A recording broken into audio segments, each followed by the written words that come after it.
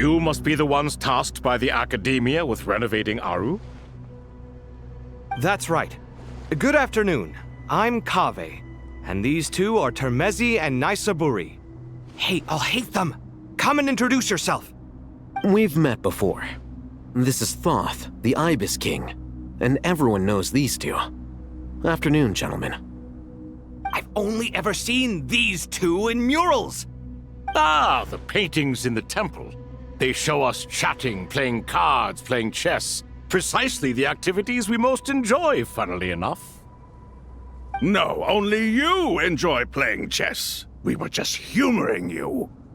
I wouldn't go that far. Back to the matter at hand. A preliminary assessment by the Academia indicates that this project requires expertise in various disciplines, including the deciphering of ancient texts, mechanical engineering, the restoration of ancient ruins, and elemental theory. The most capable minds in their respective fields are here before you. If there are no objections, we'd like to begin our work. The artisans who built Aru for Al-Ahmar gave their very lives to create this splendid work. Follow their example by giving your utmost devotion to this project. I didn't know that. We'll do our best, of course, but we certainly won't be sacrificing our lives. Such brazen words. Humans these days are a far cry from their ancestors. What little respect you show for King Deshret. No, that's not what he meant. Please, don't mind him. He shares your sentiments, just not your, penchant for hyperbole. Assuming that's what you were going for? I just think it's important to manage expectations. Forgive my lack of courtesy, but we simply can't sacrifice our lives to the gods on completion of the project like people in the legends of old. Here's a first draft of the project proposal for your perusal. Please let us know if you have any requests. Normally, I'd have made it look a lot more visually appealing, but we were really pressed for time on this occasion. I hope you'll forgive me if it's a little rough around the edges. Naturally. If my fellow ministers deem this meager display of respect sufficient, I suppose I can consider agreeing to their proposal. Why are you so preoccupied with the ostentatious displays of respect to Al-Ahmar? We should be trying to make things easy for them. You never know. We might have to rely on these young people to look after us in our old age. Exactly. This is Aru's mainframe. Be reminded to use it with great caution. We certainly will. Thank you for your assistance. You may attempt to lay out punishment should you so desire, though I'm afraid it would be futile. You and I both know that certain components of Aru can only be operated by humans. King Deshret always believed in humanity. Still, the reason that Aru's modules are designed that way is not so much because he trusted them, but more because he was wary of you. Is that true? No wonder human artisans helped to build Aru then. He actually required human assistance to create his greatest work. Naturally. Have you noticed that the Goat King keeps giving superficial responses? It's like he's just going through the motions and leaving the real debate to his colleagues. He understands the art of perfunctory speech. That's what earned him his position as the Minister of Ministers. It seems the rumors about King Deshret being a poor judge of character are baseless after all. Excuse me for being blunt, but it sounds suspiciously like you're putting yourself on a pedestal and mocking me. You're mistaken. And while there's nothing strictly wrong with making every conversation about yourself, it's not exactly a positive tendency either. You? Whatever. I knew it'd be like this working with you. All right, let me past. I need to look at this console. It's your job to activate it after all. Let's begin. Everyone, please proceed with the external checks and preparations as per the procedures outlined in the engineering plan.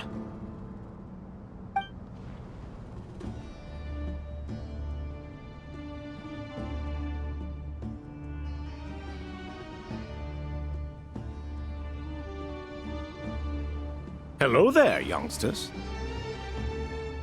Whoa, the Ibis King came to life. What do you mean, came to life? I've been alive the whole time. You did say we could start our research, right? Are you having second thoughts now? I've reviewed the proposal. The work you're planning to carry out on this grand device is ambitious in its scope. You have ample confidence in your abilities, I take it?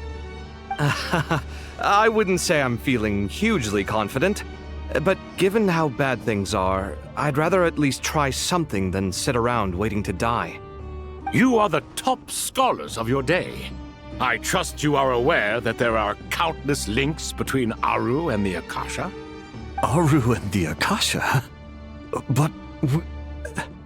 I thought the Akasha was the Academia's greatest technological accomplishment, created years ago by the Dendro Archon to help her people access knowledge. And you too? Do you not know either? You've read the instruction manual, right? You tell them. An instruction manual? The Akasha has an instruction manual? The Dendro Archon is a kind and thoughtful god indeed. It used to sit on a shelf in the corner at the House of Dana. Not the most popular read.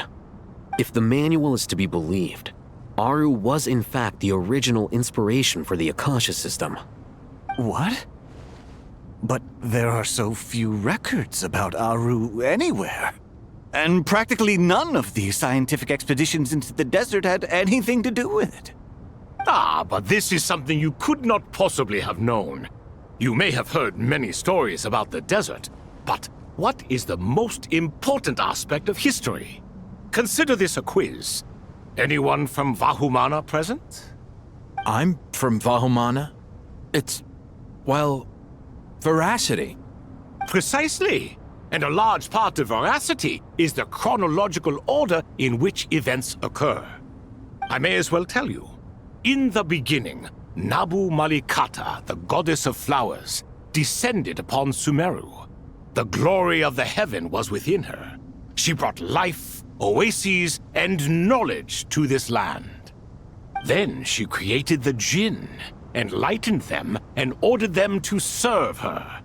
Two other gods also walked upon this land where wisdom flowed in abundance, and the three met beneath the great green trees. It was the first and greatest alliance. We should speak with reverence of this covenant between the three, which transcended both time and life. For they promised that in Sumeru, wisdom would be shared with all. All the great changes in Sumeru's history began with the goddess of flowers. For King Deshret's sake, she pried into the secrets of Celestia, and for this was burned to ashes by the flames of wrath. So grieved was King Deshret by her passing that he lost all interest in state affairs and devoted himself instead to the knowledge that she had brought back. It was after learning of the technology from that floating island in the sky that he first conceived of Aru. And so, the Akasha was inspired by Aru, while the basis for Aru itself came from Celestia's technology. Well, if the two share a common technological origin, then connecting one system to the other is an entirely feasible idea. Unbelievable. Have you no reverence at all for celestial technology? No, I do, but there's no time for that. The schedule is too tight. Blame it on the deadline. Perhaps you could try coming up with our cutoff dates. You know what it's like having to turn around 5 different drafts in one day? I wouldn't wish it on my worst enemy. Yeah, also, Sir Ibis King, you don't plan on getting directly involved at all, do you? Yes, well, you strike us more as having come to give a popular science lecture. Or, wait, does this count as more of a first-hand witness statement? Neither.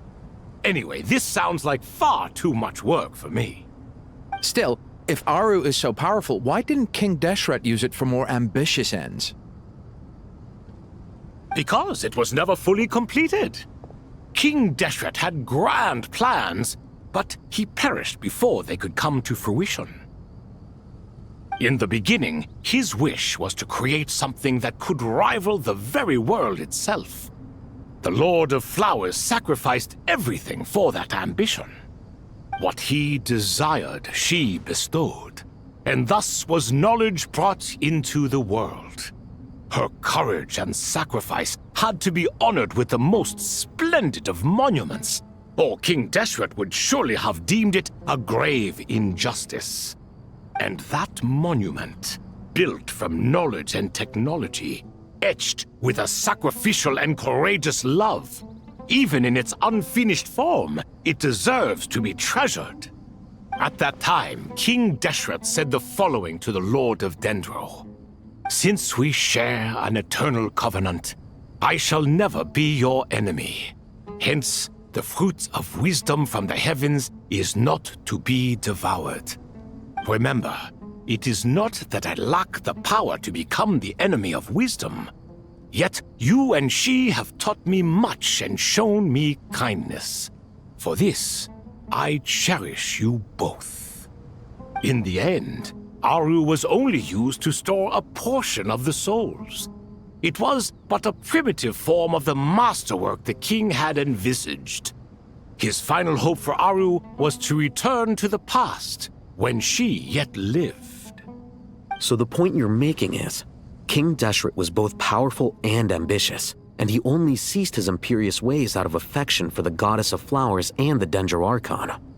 You could see this as an act of mercy, but you could also see it as the sentiments that lay between these three gods placing constraints on him. This was, after all, the foundation of the alliance between them. This explains why Aru was both a prison and a monument, and why the answer to the three questions was time. You have to be careful who you get involved with, or you invite all manner of misfortune. This is as true for gods as it is for humans. Love is the same. It is both a prison and a monument. All right, let us pause the story here for now. Seeing as you've been so diligent, I'll offer a little help. Who's in charge again? Is it you two? Ah, yes, me and him. Now then, close your eyes. Wisdom hides in the space between the tangible and the intangible. It is to convey the incommunicable through the simplest of mediums. By the power of King Deshret, I shall grant you a glimpse into the unseen secrets that lie at the threshold of existence.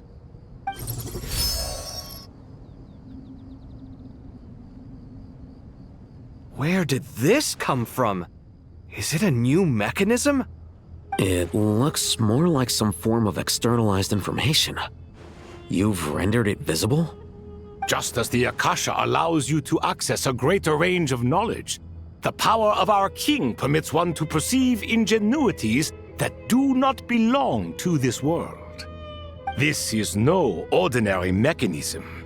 It reflects the internal structure of Aru. Whether you choose to increase or decrease, keep or discard. Come, use these to achieve the outcome you desire. Looks mechanical to me. Better let me handle it, just in case. But wait, how do I get up there? Turn around. So that's where the elevator is.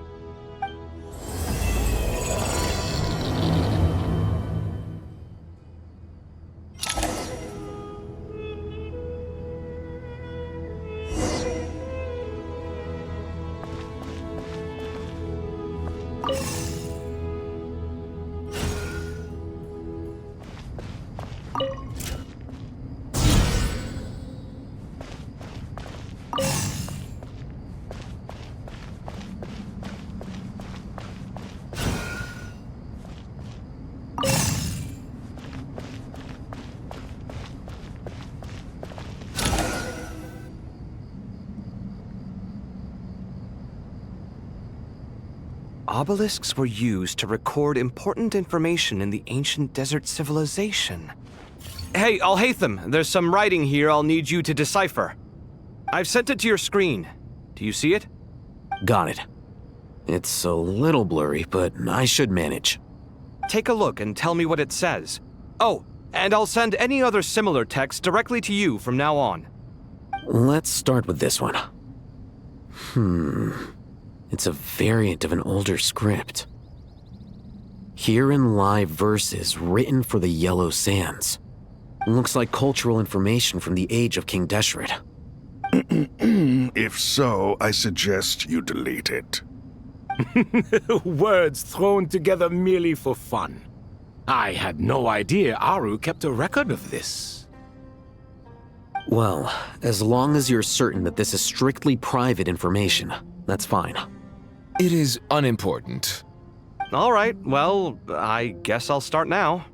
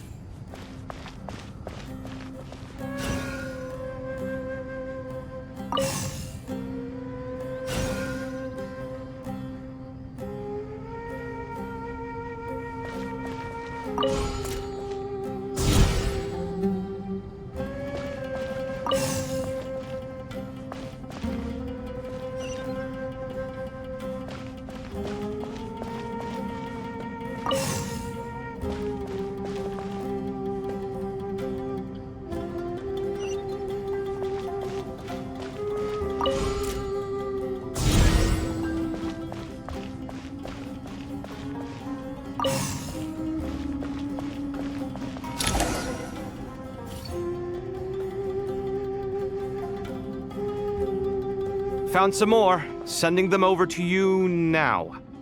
These are all reports about the Gurubad conflict. Can we delete them? I'd say so. Most of this information has already been archived anyway. What if there are details in there that Vahumana missed? What are we supposed to do if they come after us in the future? They'll just have to live with it. If we don't resolve these issues now, there won't even be an academia in the future, let alone a Vahumana Darshan. Yeah, you're right. Okay, done. There's some other similar monuments nearby. I'll check them out.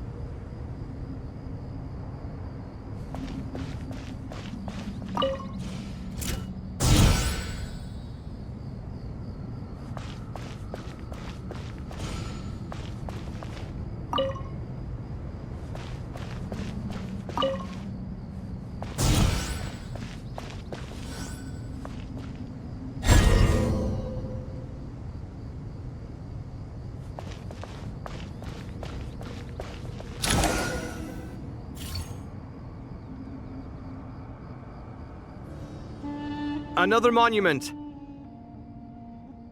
Hold on.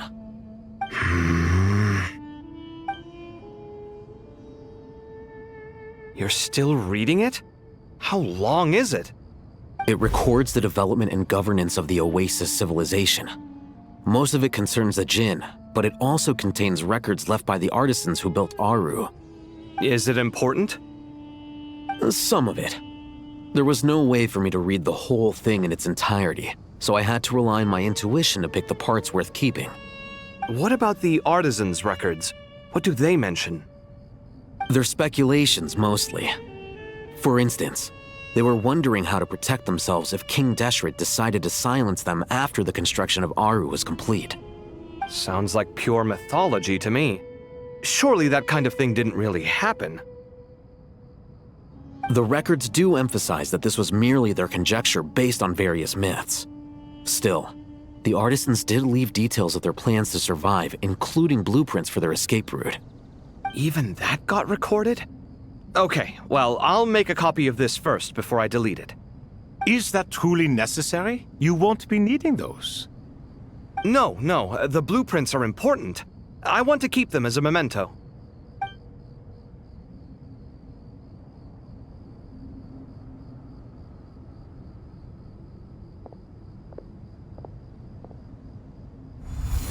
I think that should just about do it. It meets the requirements of the contingency plans, so we should be good. I gotta say, it's the strangest feeling, this cross between reality and the intangible. It's like drifting between life and death, or in and out of a dream, using my own hands to manipulate illusions that are forever out of reach. Chasing dreams in the most literal sense. Definitely a novel experience. What happens if my spirit just floats away? That won't happen. Anyway, I wouldn't celebrate just yet if I were you. There's likely to be a phase 2 of this project. All right. I'd better keep my wits about me then. I expected that the outside world no longer respected the ancient gods, but even so, I do find the tone of these youngsters to be dreadfully impolite. It should hardly come as a surprise to you. I remember you saying the same thing last time. I assumed that was just a one-off. I did not realize it was the norm. Don't you think that young lad's matter-of-fact tone sounds familiar? It bears a rather uncanny resemblance to you, Goatee. Surely a sign that he is a man of rare intelligence. Ugh. The rest of them, though, much better. The blonde-haired one, for instance. So sincere. That's the kind of kid I can respect. Oh, really? Well, what about your disciple, Nefer? She's about the furthest from sincerity that a person can get. And now you hit the crux of the issue. Thoth is spouting lies again. He cares nothing for sincerity. He likes Nefer simply because her personality is just like his. Thus, in giving his approval to Nefer, Thoth is simply validating himself. The rest is but smoke and mirrors. You have some nerve saying that. There really is no helping you two. Shut up, chess rookie. What nonsense is this? How dare you tell me to shut up? How can you engage in such banal chitter-chatter at a time like this? Aru has been opened. The glory and splendor of a bygone age is about to sweep over the earth like a flood. And you're here squabbling like petulant children. All three of you are insufferable. King Deshret was merciful, indeed, giving you a chance to be released from prison. I say, you should have been locked up for good. Ah, but Bennu, look on the bright side. Had they not been released, we would not have been awoken. Oh, you've been here this whole time. You should be scolding them along with me. I miss Hermanubis. It's not a real reunion without him here. And now you're avoiding the topic and talking to yourself. Why King Deshret designed your personality like this, I will never understand. Isn't this simply proof that our king supports my free will? Oh, look at those two rust buckets. Suddenly, you two do not seem so bad after all. Here, here. If being stuck together for thousands of years fosters no friendship, I cannot say what would. Naturally. How's it going? Are things progressing smoothly? Well enough, I suppose. You know how it is. The work itself is only half the problem. The other half is having to work with Al-Haytham. I'm sure the feeling is mutual. Honestly, though, I thought you two had already worked things out. As if. Turns out working closely together is the best way to expose any tensions lurking beneath the surface. Besides, I just think that some people never change. Agreed.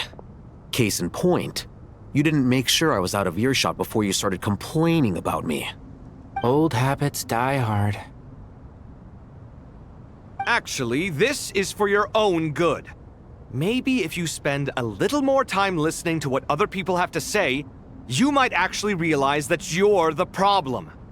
Naivete is another old habit of yours. I had assumed that you both volunteered for this project, like us forest rangers. But now I'm getting the sense that wasn't the case. Definitely not. We were assigned to it by Lesser Lord Kusanali and Nephis. As much as I'd love to be doing normal work for normal clients, these Titan projects are all that's on offer right now. Though I'm sure they wouldn't be roping us in if they had any better options. Just goes to show how short-staffed the academia really is. I'm sure you've prepared yourself mentally, but I still feel the need to advise you to lower your expectations. It might make the process of working together a little less intolerable. I know! Same to you! But if you already understood that, you should also know not to say the quiet part out loud. Why don't you come help me with my forest patrols? Might help you avoid any further disagreements. Good suggestion, but unfortunately, differences of opinion will always exist. Changing the nature of the work won't get rid of them. For once, I actually agree. There is zero chance of us ever resolving our differences. Zero! But even so, the work must be done. Care for some coffee? I'm glad to see you making progress. Don't act so smug! It'd be nice if you made some too! I feel like even I've made some progress today. In the past, I never would have dared to try and mediate a conflict between you two while you're both right there in front of me. Apologizing probably makes it sound like I'm in the wrong, but I'm sorry. I was just kidding. Truth be told, I don't have any work to do at the moment, so I'm just here to kill some time. How's Kale? She's studying with Nicole. I'm not sure how she's getting along, but she seems to be in good spirits at least. I wouldn't worry. Angelic affairs are probably above your pay grade anyway. I know what you mean, but Sino and I are still a little concerned for her. He said he'd go keep Kale company after he's finished training the mercenaries. I'm planning to join them myself shortly. Kale will be okay. Have faith in her. Even we can see how much more confident and outgoing she's become in these past few years. Thanks to you and Sino being there for her and providing guidance every step of the way, she can finally stand on her own 2 feet. On her own 2 feet. Does it feel bittersweet? Watching the younger generation grow up and move on? No, not yet, at least. I was just thinking, I wish there was more I could do for everyone. She'll be fine. Yeah, she will. Just try to relax.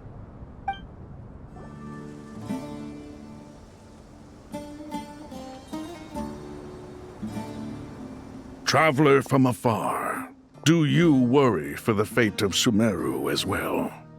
Whoa! It's Sobek the Crocodile King! Greetings, Crocodile King. Please be at ease. I'm just here to chat with you about Lesser Lord Kusanali. Sounds like you really care about her. Yes, although to be exact, it is a mixture of both concern and curiosity that I feel. Speaking of Nahida, Paimon was wondering how she's doing. Wait a moment.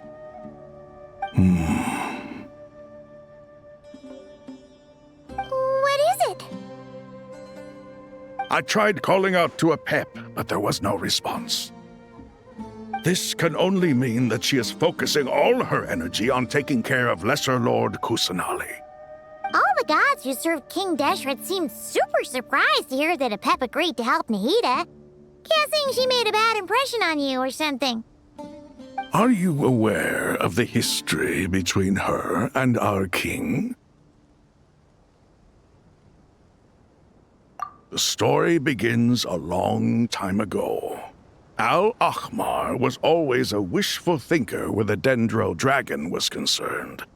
Without consulting her, he decided to list her among the 7 pillars and declared his own power to be far superior to hers. That was when our king was at the height of his power.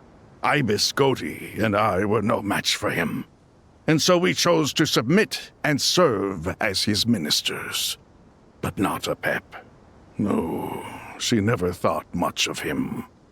To Apep, Al-Ahmar's pride and sense of superiority were nothing but ignorance and hubris. In fact, they fought numerous times, but usually the battle ended in a draw. In the end, King Deshret coveted the power of Celestia, only to end up corrupted by knowledge. His final act was to trick the dragon into swallowing him whole, leaving her to bear the torment of his sins. The Dendro Dragon stands for the glory of a bygone era. She hated Al-Ahmar and what he represented. All the gods, all the power they wielded. And so, her willingness to help the Dendro Archon through this crisis comes as a great surprise indeed. It makes one wonder whether, perhaps, the Dendro Archon assisted her in the past. Yep, Nahida did her a huge favor.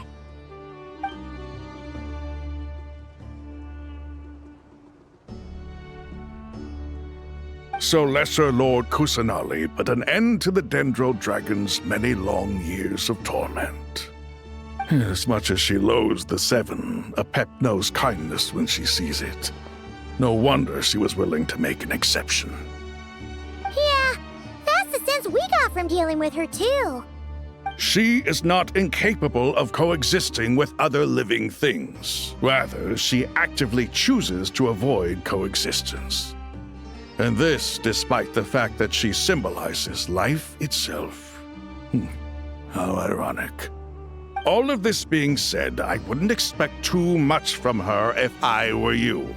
Nothing will change her hatred towards humanity and gods. We'll keep that in mind. Anyway, how much longer do you think Nahida needs to stay with Apep? For all we know, the Fatui might still be in the desert. Just to be on the safe side, why don't we grab anyone who isn't busy right now and go look for her? I'm alright, Paimon. Huh? Was that Nahida's voice? It seems the treatment was effective. Since when do my deeds require your evaluation?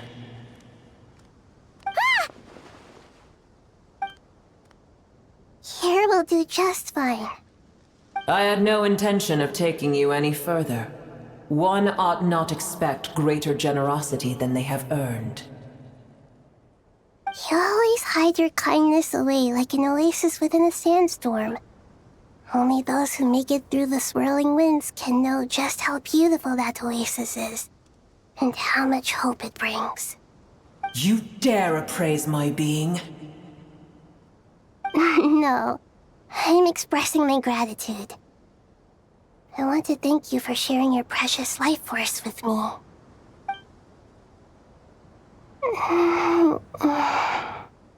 Awake already? You are more resilient than I thought. Pep. I feel much better. Thank you. Gods and their gratitude mean little to me. I would rather you give me your assurance that the situation with Irminsul and Sumeru's ley lines will be competently managed. If I suffer any ill effects from the ley lines, you, as the god of this land, will be held responsible. And you would not enjoy being held to account by me. I understand what you require, but I would assume this task even if you did not demand it. Sumeru is my responsibility. I must resume my duties as soon as possible. A farcical notion. God of Sumeru, I hope you realize how unextraordinary your strength is. And yet, maybe it is precisely what defines me. A god of wisdom is not meant to rule by force. Then hold steady. We go forth. Well, I'll be. Is that a pep? Do my eyes deceive me? Of all places, the Dendro Dragon has decided to visit the mausoleum of King Deshret? I see that after all this time, El Ahmar's menagerie of ministers remain as vile as ever. It's a pleasure, Dendro Dragon. Had you arrived but a little sooner, you might have attended a meeting of the Seven Pillars. What a nauseating thought. You are not the first insects I have had the displeasure of dealing with today. A swarm of them tugged on my tail on my way over. Goodness knows what hovels they crawled from. Why do all the creatures of this world remain so lowly after all this time? What did you do with them? I cast them away. What would you have me do? Keep them as trinkets?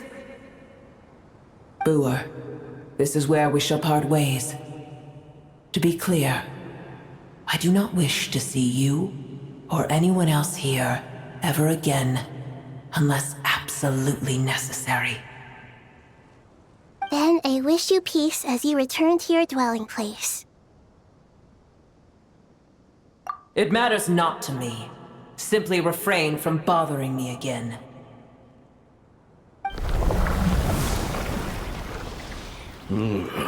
A force to be reckoned with. At times like this, I feel glad that she has no interest in any of this. Hold on, just hold on, okay? We're almost there. We made it. Huh? Wait, that voice! It's... Uh-oh, I'm gonna fall!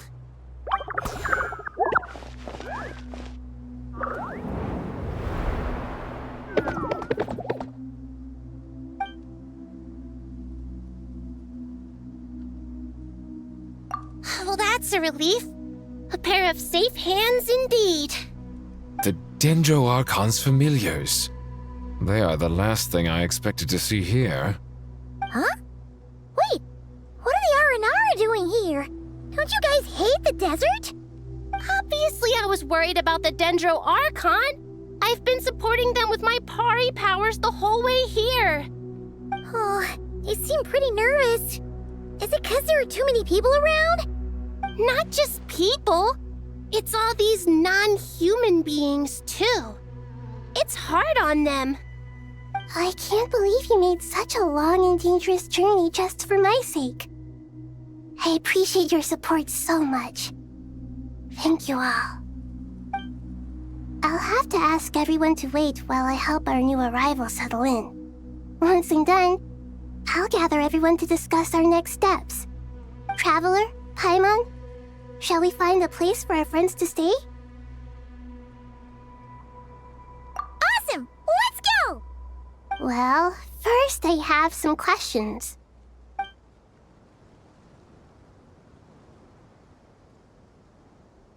Okay, I think that covers everything. Thank you. We can get going now.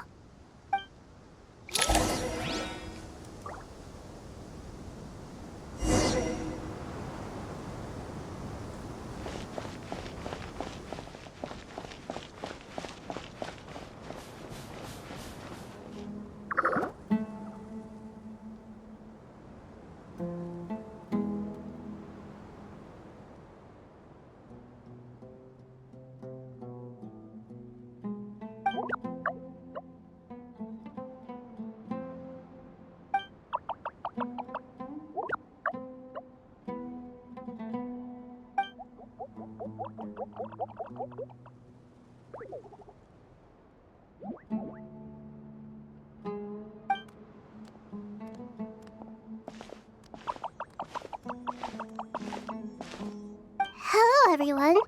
It's only us.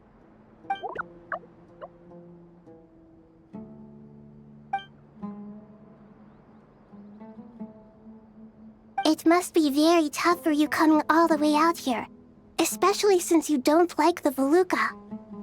Is everyone back in Vanarana doing well?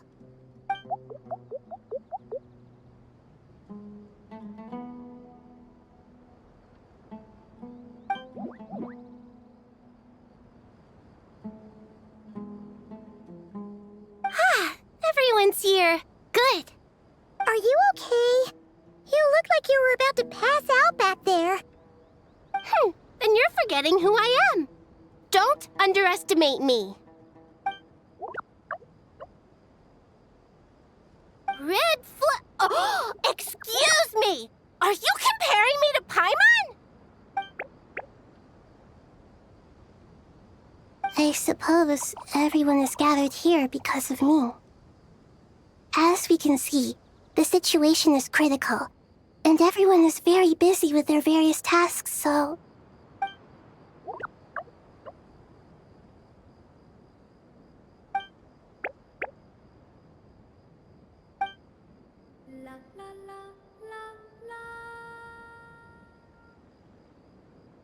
I can't thank you enough. Right now, we're focused on restructuring Aru, processing excess information, and helping restore everyone's confidence. I'm sure you'll find it all very straightforward. I can help too! Just let me know where I'm needed.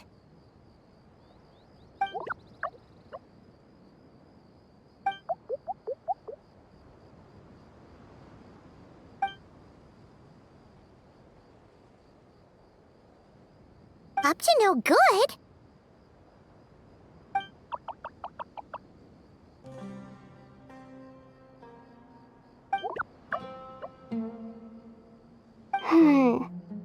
That definitely sounds suspicious. Traveler, Paimon, I have other work to attend to here that needs to take priority. Could I trouble you to investigate the situation Arabalika spoke of? No problem. Leave it to us! Thank you. I'm counting on you.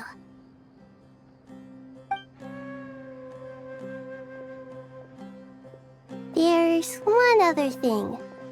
If you are to work alongside the people of Sumeru, you will need to make yourselves visible to them.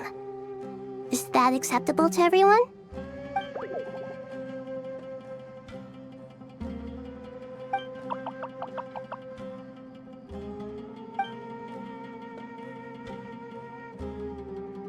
There's nothing to fear. No one here will hurt you. But if you do feel afraid, don't worry. Just call my name and I'll be there. Very well. Now, I shall bestow a small blessing upon you all. Whenever people see you and interact with you, from the moment their gaze meets yours, they will experience the most beautiful of dreams.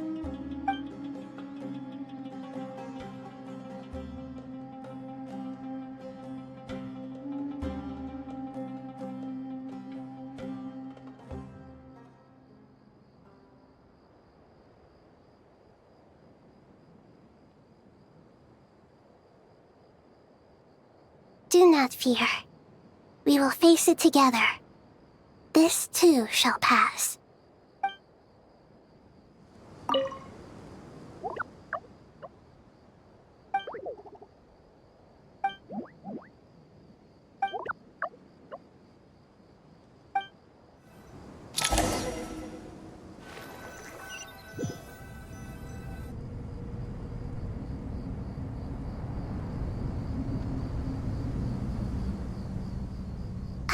Everyone's here.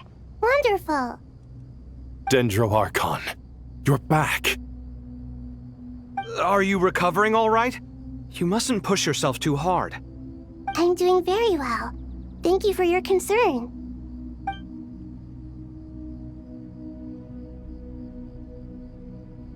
I see. Using the power of Aru to reboot the Akasha and gain access to Irminsul. It's a sound plan, although... I regret to be the bearer of bad news, but with the state that Irminsul is currently in, it's impossible to access via traditional means. Even the Akasha won't change that. Alas, we had feared this may be the case. And what about non-traditional means? Non-traditional means? Are you saying... Desperate times call for new measures.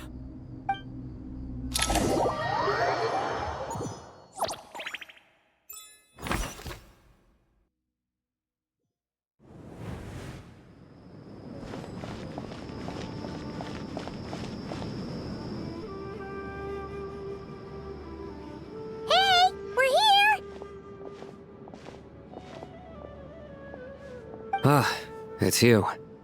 Is there a situation?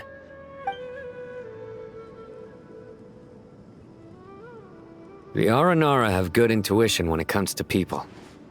In other words, there may well be a traitor among us. Given everything that's going on, I'd be more surprised if there wasn't.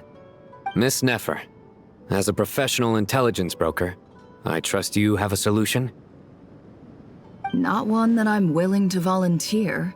What's in it for me? Let's say I'll treat this as a pilot project aimed at expanding your intelligence operations. Whatever business you're in, an avenue to demonstrate your abilities could never hurt. I like the sound of that. Glad we're on the same page. Given that you rarely set foot in Sumeru, practically no one at Caravan Rebot knows who you are. I take it you've read the files on everyone in the area? Yes. I also skimmed the list of evacuees, and am more or less up to date on where everyone stands. Any initial suspects? Limiting the scopes to males whose recent activity could be viewed as suspicious. I've identified 3 names. The Aranara saw 2 people talking, but currently we only have 1 suspect. The other person was probably just a messenger, and in all likelihood has already left Caravan Rebot. Everyone is heading for the desert per the evacuation order. Anyone willing to turn back at this stage is almost certainly with the Fatui. There's no way it was a spur-of-the-moment decision to act at a time like this. This spy must have been planted long ago. We need to smoke him out from wherever he's hiding. Sounds like you have the beginnings of a plan.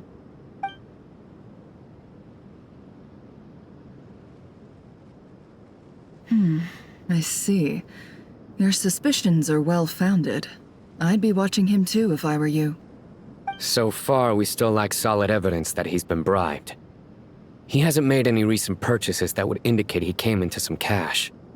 Then let's get closer to him to confirm before we make our move. I can handle it. I'm not based in Sumeru, so barely anyone at Caravan Rebot knows who I am.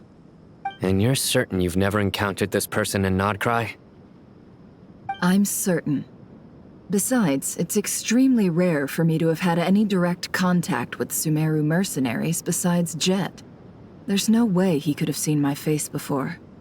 Sino, stay out of sight and wait for my signal. If he raises any red flags, I'll bring him toward the main road. Understood. I'll take it from there. Excellent. Well, it's a pleasure working with you.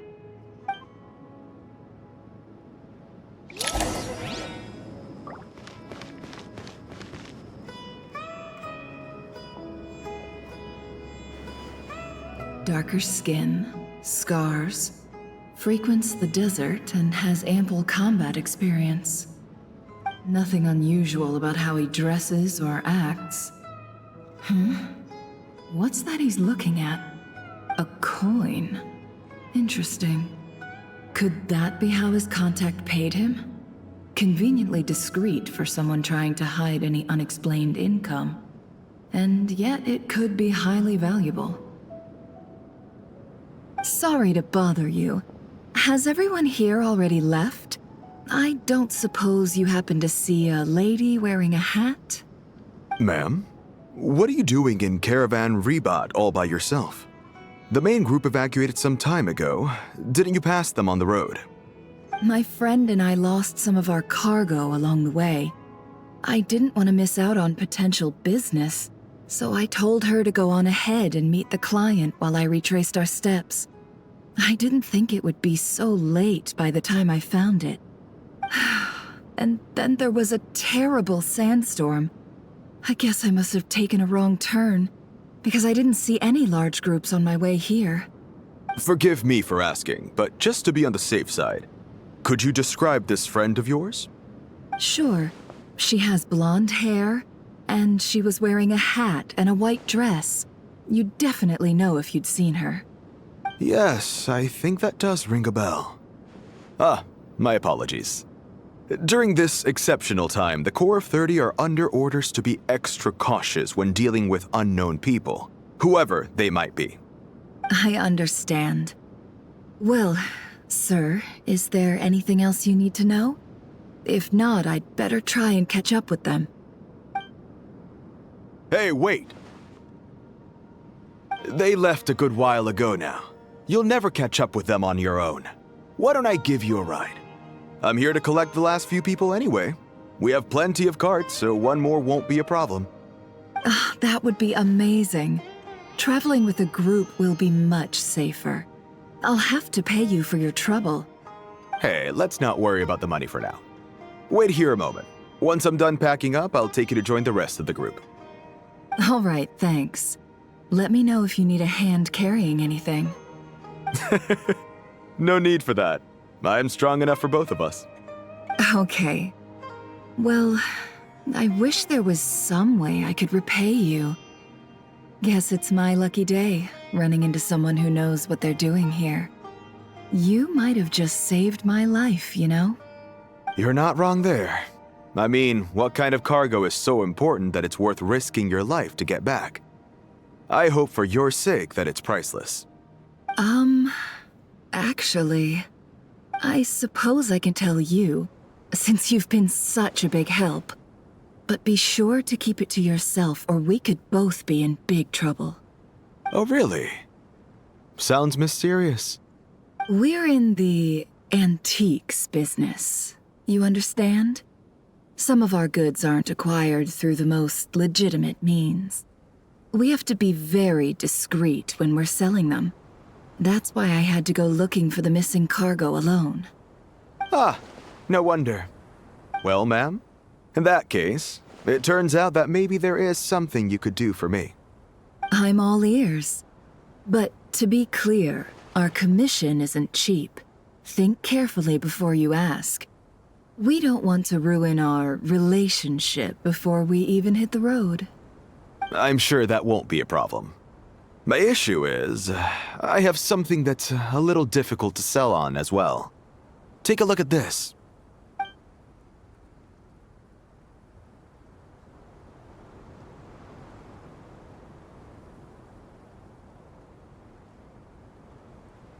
Pure gold. That's quite something. How'd you come across it? Dig it out of some ancient tomb? If you look hard enough, there are many treasures to be found in the mausoleum of King Deshret. It has no distinct Snezhnayan markings. That'll be why he's going with that story. And he clearly doesn't want to arouse suspicion, so he's on the lookout for an opportunity to make a quiet trade. Surely you have an existing business partner. Won't they take it off your hands? I hope I won't be attracting the wrath of my competitors by helping you sell this. The shop I used to work with is having cash flow issues at the moment after losing some money. I'm under enough pressure as it is without having to deal with them. On the off chance anything went wrong, I'd never get my money back. I understand. Gold is the last thing that traders with cash flow problems want to see. Well, in that case, I think we can work something out. As it happens, I'm just about done packing. Shall we make a move? Sure. Let's walk and talk. This evacuation was a huge operation. They needed a few people to stay behind and tie up loose ends. And I ended up being one of them. You're lucky you ran into us in time. I certainly am. I don't know how this happened. One thing led to another, and look how it ended up. I just hope our client doesn't get spooked and cancel their order. Fingers crossed. But either way, life goes on, and we all have to make a living somehow.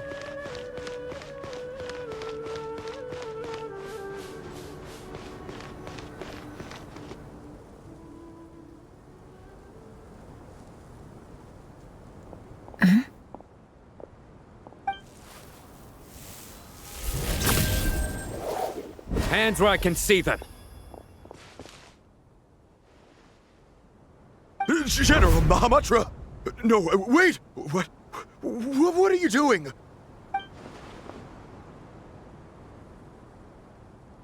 This is the coin? Good. Sadly, you won't have the chance to spend it. Nicely done. Looks like Sumeru's mantra are a well-oiled machine nowadays.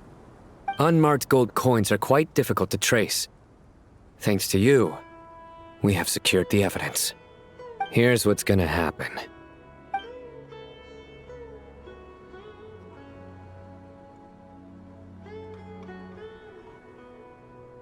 Southeast from here, leeward side of the hill.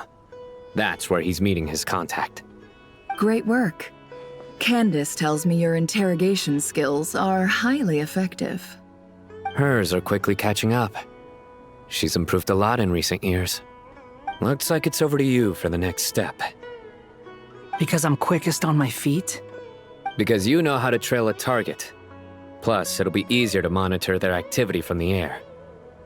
Fine. I'll be quick. One more thing. The Traveler just brought a message from the Dendro Archon. Once you're done with this, we're to meet up at the mausoleum of King Deshret. Got it. Will do. Are you sure you'll be okay on your own? Gee, I don't know. Maybe you should come with me. Okay. Then Paimon's coming with you. Really? You do know this is a stealth operation, right? Meaning, you have to be quiet? Paimon? Are you sure about this? Well, Paimon at least wants to give it a shot. Like everyone says, if you never try, you'll never know. Besides, being the best guide in Teyvat has to count for something. This should be a piece of cake. Fine. Join me if you want. But be warned. If anything goes wrong, I'll have to gag you and shove you into a bush. No need! Paimon will be super careful. Promise! Good. Then what are we waiting for? Let's go. Coming! Coming!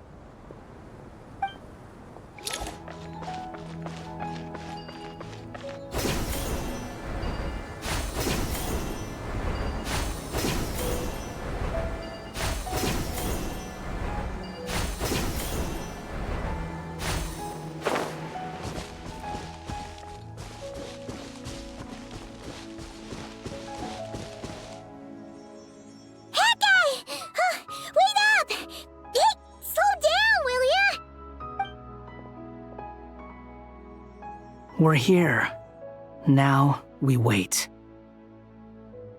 Okay, yeah, cool. Cool. What's on your mind, Paimon? Huh? Nothing? I thought all you cared about besides being a guide was food and sleep. Why the sudden urge to go on a dangerous mission? What's that supposed to mean? Paimon's been on plenty of dangerous missions before. But never on your own. You hardly ever leave the Traveler's side. Just saying. I'm kind of at loose ends right now. So if you did want to share, I suppose I'd have to listen. If not, suit yourself. Makes no difference to me. Hat guy? Do you think Paimon is useless? What? Where's that coming from? When we were in Notcry, Paimon suddenly realized something. Even though Paimon's with the Traveler every single day, whenever we face real danger, she can't do anything to help. Paimon doesn't get like this very often. She just got really scared when the Traveler got kidnapped that time. What if she never came back? What would Paimon do then? And the more Paimon thought about it, the more useless she felt. But Paimon doesn't want to be a burden. Paimon wants to be a friend who's actually useful. Does that make any sense? You know, that feeling of just being completely useless and... Paimon probably sounds so ridiculous right now. You asked the right person. Boy, do I know that feeling. Oh, hat guy. I'm not gonna try and encourage you. What I will say is this. When you start doubting yourself, you have two choices. Give up or change. You have to make the decision to move forward. Otherwise, no amount of consultation from other people is gonna help you. So ask yourself, what do you want? To get stronger? To learn more? Whatever it is, go do it. You won't have any regrets if you can at least say that you tried. Oh. All right. Something's not right. Shouldn't they be here by now? Paimon, is it just me? Or is it a little too quiet around here? Should Paimon take a look? We'll give it another hour. If nothing happens, we head back. Okay.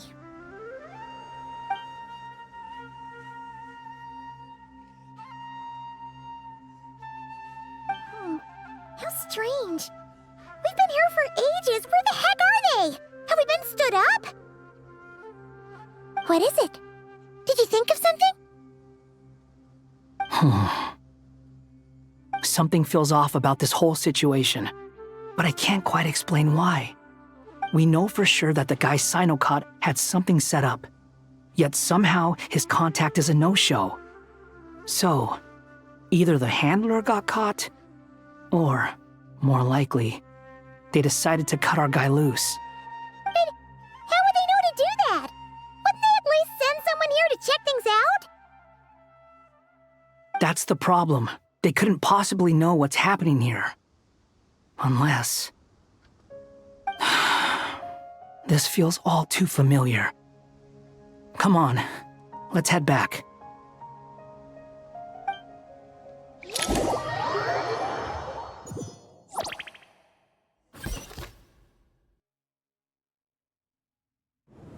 Even though this isn't a formal meeting, I'd still like to start by saying how grateful I am to each and every one of you.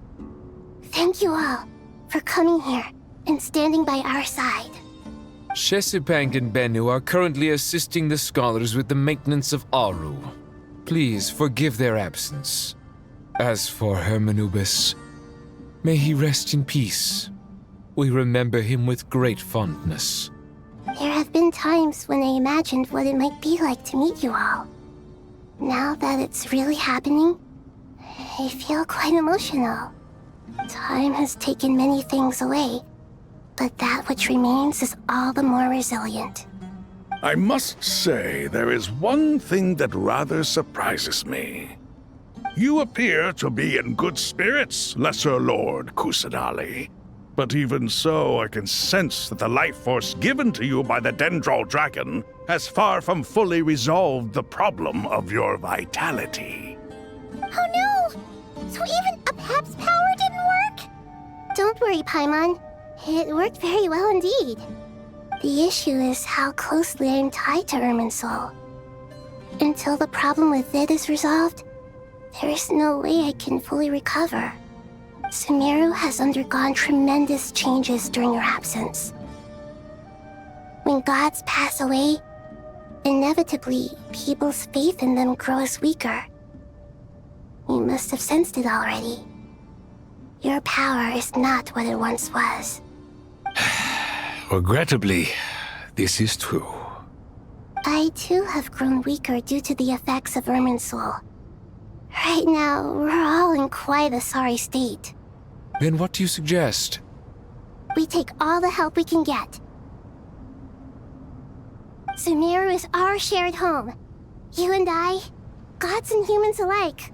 We must unite all our strength in this moment. Though Al-Ahmar is no longer with us, the alliance between the three gods remains in force. Regardless, as subjects of our king, we have a responsibility to support Sumeru through this catastrophe. Not to mention that it was the people of Sumeru who released us from this prison of Aru. Times have changed, and the people of today possess greater wisdom than those of the past. You really know how to give a rousing speech, Goti. Now then, let us learn more about your plan. The brightest minds of the Sumeru Academia are busy opening and renovating Aru. They claim it has something to do with Irminsul? Correct. Irminsul has existed in Teyvat since the very beginning. But during the Age of the Dragons, it did not possess the significance it holds today. after the heavenly principles arrived, the power of the Light Realm was divided into elemental energy, and Irminsul was refashioned as a device that records and preserves all information. Since then, everything in this world has been inextricably linked to it. As the Dendro Archon, I have a duty to protect Irminsul. To Sumeru, it is both a national treasure and undeniably a major threat. Teyvat has seen many upheavals in the last few years. The most recent of these was a major crisis in Notcry, which forced Sumeru to be even more vigilant than usual. I made sure to monitor all the pathways through which an outsider could potentially transmit themselves into Irminsul. But despite my efforts, a major problem still arose within. I still believe that someone has actively invaded Irminsul. But rather than taking any of the pathways I referred to, the intruder chose instead to utilize the most direct route, and the only one that cannot be protected against, by entering Irminsul through death. I see what you mean. You cannot simply stop all deceased souls from returning to the ley lines because of a potential invasion that could occur at any time. That's right. As important as it is to guard against external threats, I couldn't allow myself to stop the souls of the departed from finding peace. Please, understand how difficult this predicament was for the Dendro Archon. Defense has never been an easy task. After Irminsul was invaded, my authority was quickly restricted. Soon after that, the tree began denying access to any connections. I'm sure you feel responsible, but you are not to blame. No one can predict every possible disaster. There will always be trials and tribulations for the world to endure. But the people of Sumeru should not have to endure this. We must find a way to break through the lockdown and connect to Irminsul. And this is why you need Aru. Yes. The only thing in Sumeru capable of rivaling Irminsul in terms of overall function and performance is Al-Akhmar's legacy, Aru. All I managed to do before falling into a coma was make some minor adjustments to Irminsul. Using Aru is a last resort, and a move that comes with enormous risks. The Scholar's initial plan was to borrow Aru's power to reboot the Akasha, then use the Akasha to connect to Irminsul and investigate. Unfortunately, Irminsul has suffered far greater damage than they first thought, rendering that plan futile. To rise to the challenge, we had to resort to more extreme and far costlier means. This has led to a number of new contingency plans. To reclaim Irminsul, our brightest scholars have made further modifications to Aru with multiple goals in mind. I thank you all for giving them your blessing in this endeavor. Human wisdom has clearly improved over the millennia. You have not only our support, but that of the Jinn, the Aranara, and the Pari. Together, we will do everything in our power to save Irminsul. By the way, when you spoke earlier of an intruder, it almost sounded as if you knew who you were dealing with and what they were capable of. Well, since you ask.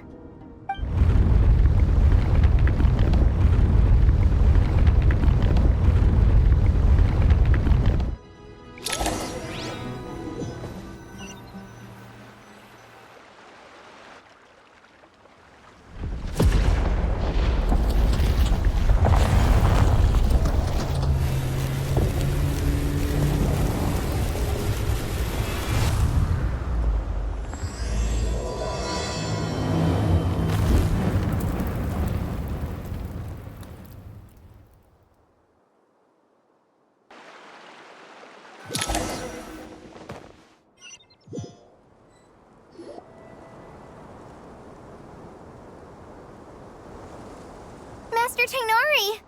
What is that? Is this Irminsul? How did this happen? What's going on inside? Luckily, we managed to evacuate everyone. What in the world was that? That was terrifying!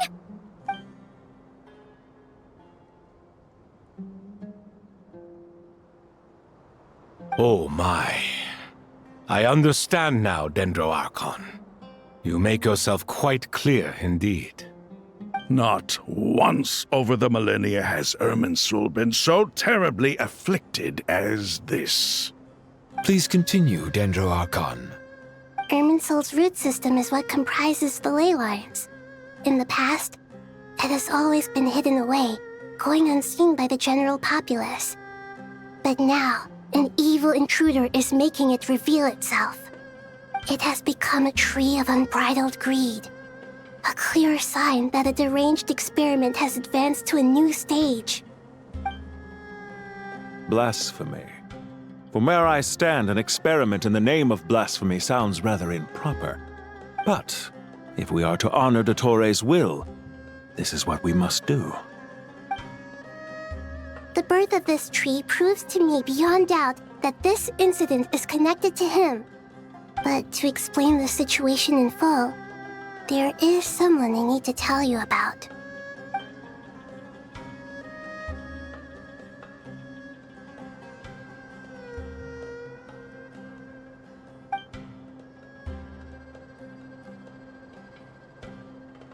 Zandik.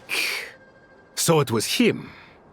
I saw him in the desert once. A man of supreme arrogance.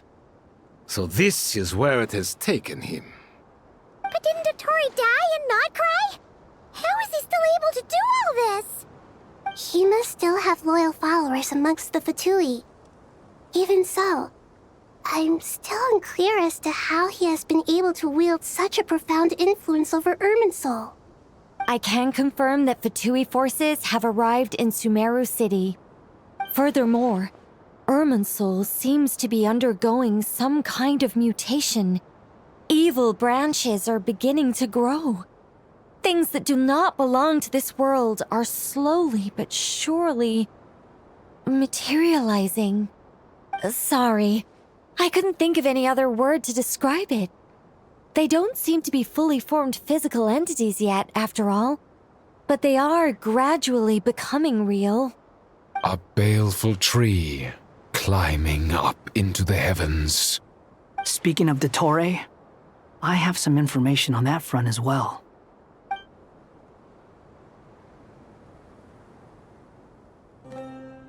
I didn't think it was wise to state this out in the open. But my theory is, the mole wasn't cut off after he was caught. They wrote him off from the beginning. You mean, the Fatui never intended to follow through with him? Then why plant a mole at all? It's hardly a conventional strategy, and the rationale behind it is pretty twisted. But as it happens, I know someone who works exactly this way. And when it comes down to it, his goals are very simple. He just wants to confuse people, so they can't figure out what he's up to. He's been a collaborator of Dottore's from the outset. That fact alone confirms that Dottore is involved with this somehow.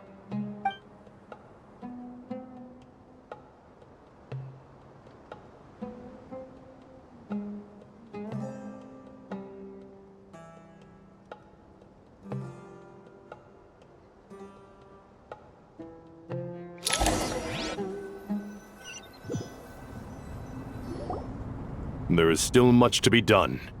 Everyone, please remember our core strategy. As per the discussions, the following groups must act immediately. Mr. Alhaitham and Mr. Kave, the next phase of the Aru renovation project must begin right away. Godspeed to you both. We'll give it everything we've got. The plan looks feasible, but the implementation will require certain resources. General Mahamatra Sino and his team will help to procure the materials required for modifying the terminal. No problem. I've already spoken with Sethos and Hat Guy, and they've agreed to assist me. This kind of thing is best left to the fleet-footed, right? Hat Guy? If it's efficiency you're after, we're the right people for the job. Following up on the elemental energy amplifier we discussed, Ms. Dory, I assume you're the one most familiar with the status of this project. Aside from the Dendro Archon, of course. Yep, that's right. Leave it to Lord Sangamabe. Got it. Well, I'd like Madame Farazan, Kale, and Nicole to support Dory on the technical side. You can count on us. Will do. Rest assured, I'll take good care of Kale. Dia, Candace, and Nefer, you'll be in charge of negotiating between the various parties. I trust you remember our goal. You bet. We can handle it. Good. I believe that covers everything. Tainari will provide ad hoc support as needed, if that's okay. Poor Tainari. Must be tough being Nephis' student. Getting bossed around all day, every day. Hey, don't try and drive a wedge between us, you old rascal. All it says to me is that Master Nephis has faith in everyone's abilities. While I'm nominally here as backup, I doubt there will be many situations where my help is needed. Exactly. Finally, Traveler, you and I will head to the border between Sumeru and Natlan. Once that task is complete, I'll be asking some of you to accompany me to the Eternal Oasis.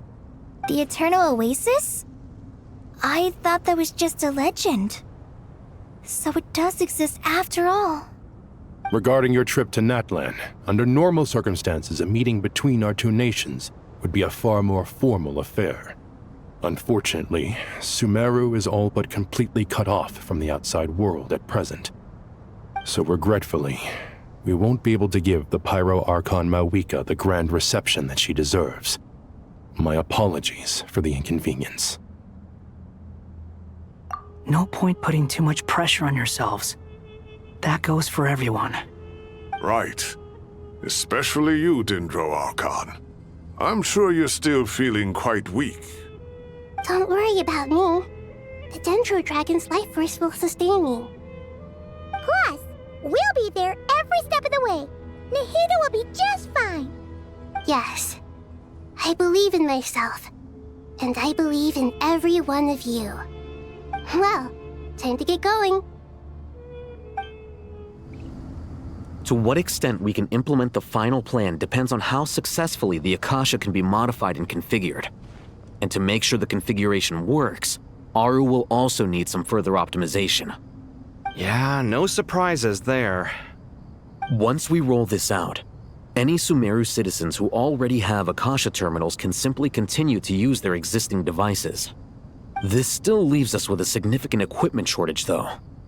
Many groups of people were never issued Akasha terminals, including mercenaries, the desert folk, and many others. We'll need a supply of rare materials for the renovation of Aru and the production of new terminals.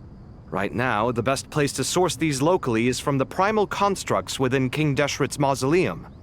Time is not on our side here. It's gonna be a race against the clock. The Aru merge and renovation project will have to be carried out by you two. Everything's riding on this, so failure is not an option. Best of luck to you both. As discussed, General Mahamatra Sino and Mr. Hatguy will source the required materials. Mr. Sethos is quite familiar with the layout of King Deshret's mausoleum.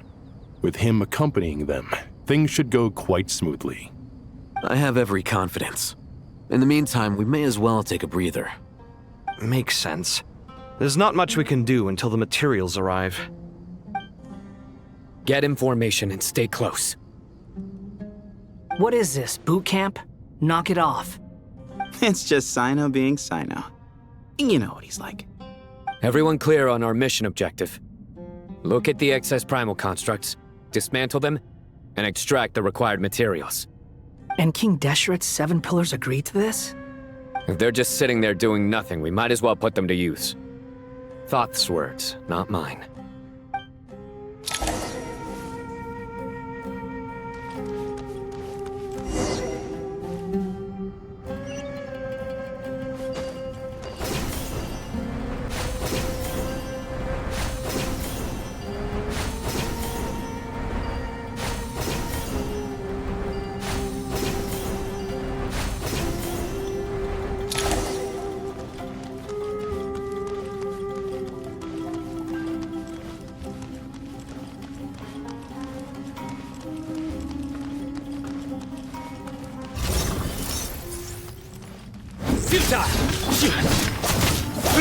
Excuse me? Behold!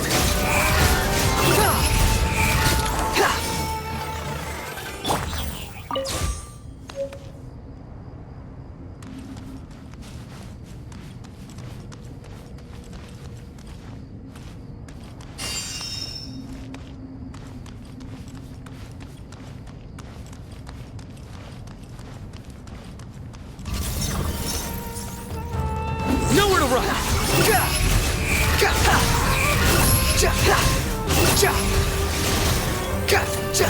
Cry louder! Futile! Way ahead of you! Behind you!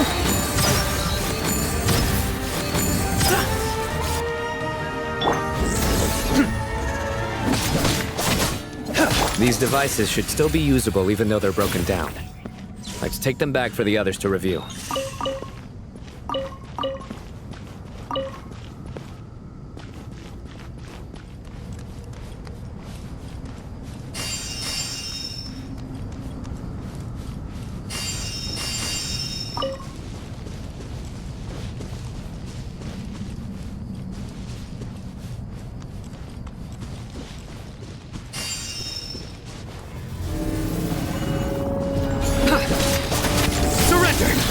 Give me some space.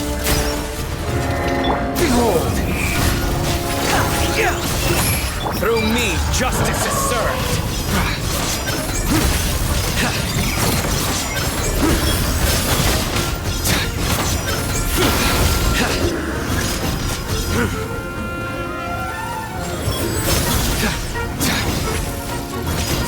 Their penance is due. Unsightly insects! How many do we need again? Enough to make an Akasha terminal for everyone who doesn't own one. I remember you telling me how revolutionary these Akasha terminals were. You've used one before, right? The Academia declared the Akasha to be the most powerful and comprehensive wisdom dissemination system in history. That should give you an idea of how powerful it is. Certainly sounds impressive. Neither Hat Guy nor I have ever had an Akasha terminal. Well, if it all goes to plan, that's about to change. Oh, goody! Thank you so much for handling the delivery. What a long way it was. You've really outdone yourselves. I'm well aware what a bumpy, dangerous journey it must have been. Now, I would have loved to oversee the process myself, but of course, those of us who know the plan can't leave the mausoleum. Oh, trust me, I'm patting myself on the back for my assembly work here. Simply flawless work. But will you really be needing all of this? According to our plan, yes, this is the quantity required. I have no complaints about the quality either. Only the price. So expensive. I heard you covered a lot of the funding out of your own pocket. Oh, that's an exaggeration. The Academia provided most of the funds. I just offered a small token of my goodwill. Of course, the real tragedy is how little profit I'm making on this. You know, it's a serious crisis when you can't even make money out of it. It's really quite a beautiful design. And I'm intrigued by how such a diminutive device is able to output the power of the Light Realm. Did you attend the lecture on Light Realm energy, Madame Farzan? I don't believe I saw you there. Of course I attended. I was just a little late, so I had to listen to the whole thing from outside the back door. Anyway, I have a perfectly good understanding of Light Realm, elemental and abyssal energy, as well as the relationship between the three. Good to know. Master told me in private that the conversion process between Light Realm energy and elemental energy involves highly classified knowledge that shouldn't be disseminated too widely. But even so, the scholars still shared said information. Well, you can't enforce a rule that everyone breaks. Is that the idea? At first, the Dendro Archon was reluctant to explain it in great depth for safety reasons. Later, she came to terms with it and simply informed my master that we would all have to face the question of survival together. To protect someone from such dangers means keeping them in the dark. But for someone to know and embody the wisdom within, they must understand its very essence. It's an information hazard. We're exposed to danger just by knowing the facts. And just like bait, it lures us in by offering us the solution to our problems. But if you're not careful, you'll end up pursuing it down a dark path.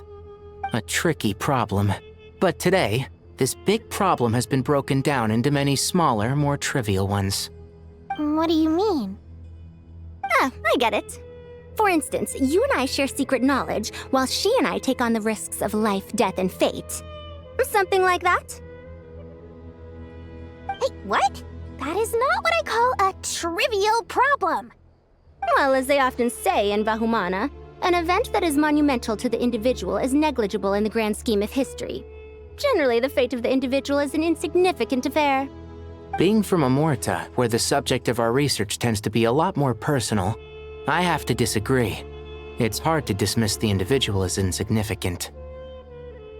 In other words, the big problem of survival has been broken down into many small, interconnected factors, and each one of us represents one of those factors.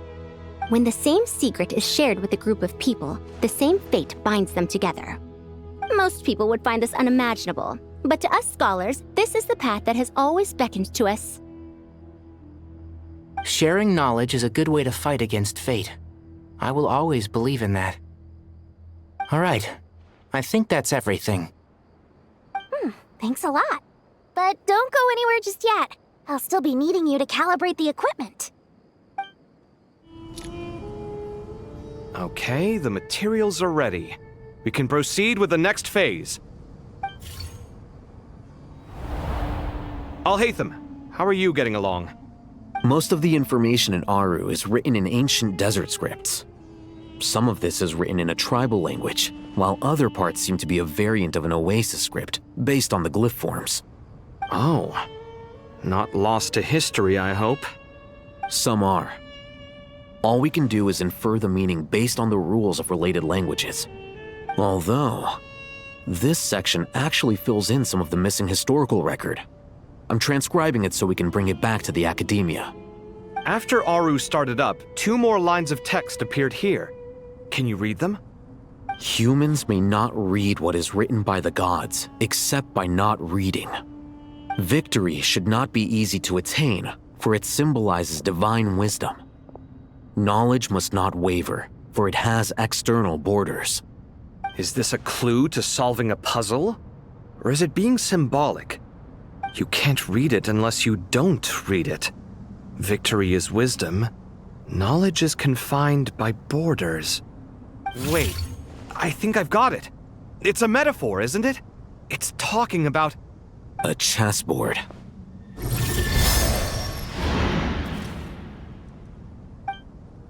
You were right. The youth of today are skilled at solving riddles. Have the secrets buried in the desert not been unearthed over the years all the same? Since Aru is a place reachable through wisdom, this day was bound to come sooner or later. Oh, I've always been against overly cryptic sentences. Don't you get tired of reading and writing all that? Ah, it's you 3. Just in time. We've been delving deep into Aru, and now this board has appeared. I've heard this was how you'd while away your free hours. You must be quite the experts by now in that case. It is true. King Deshret's chess games are some of the most well-loved of all his wonderful creations. If you have ever been to Safhe Shatranj, you may well be familiar with the chess pieces you see here. Is this chessboard supposed to be another visualization of the interior of Aru, then? Naturally. Visitors, everything is ready. Only by completing the challenge on the board in accordance with the rules will you be permitted to overwrite Aru. 1 second. It's not dangerous, is it? Dangerous? Why, yes, of course. I should be the one to go, then. Wait for me here. Sounds like the self-confidence of our present company has rubbed off on you. Don't be ridiculous. I'm your upperclassman, and that means I have to look out for you. I appreciate the sentiment, but a game of chess typically requires 2 players. Besides, I'm sure they won't let things get out of hand. Keeping things relatively safe is in your best interest too, isn't it? Fair enough. I mean, you guys are controlling the difficulty, so please don't go too hard on us, all right? Ah, but Bennu said he wanted to put some respect into these whippersnappers. All right, all right. Thank you. Obviously, we'll still try to be careful. This doesn't seem like ordinary chess. Is the goal to defeat the opponent? No, you must enter the board and pass the trials we have placed there. Ready? Let's do it. The first trial is posed by me. I don't think this is gonna stop us. Ah, but the key to this game lies in working together. Otherwise, you will be deemed to have broken the rules. Looks like it's up to me. Marak, can you open it? King Deshret's favorite primal construct. Living on in suitcase form, of all things. Amusing. Ho-ho! Excellent work.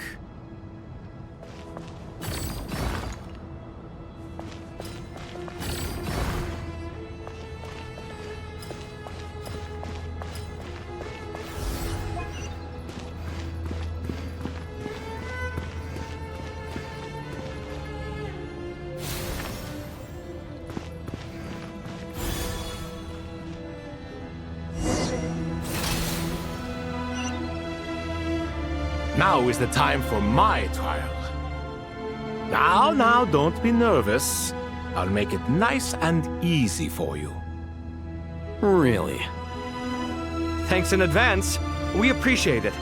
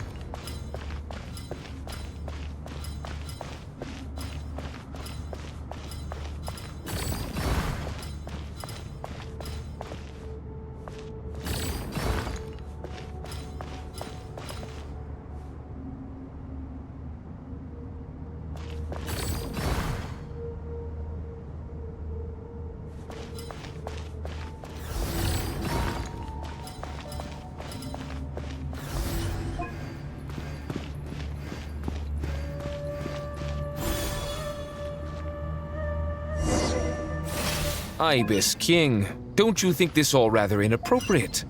You may as well be handing them victory on a silver platter. Do not expect me to follow your lead. Ha! Suit yourself.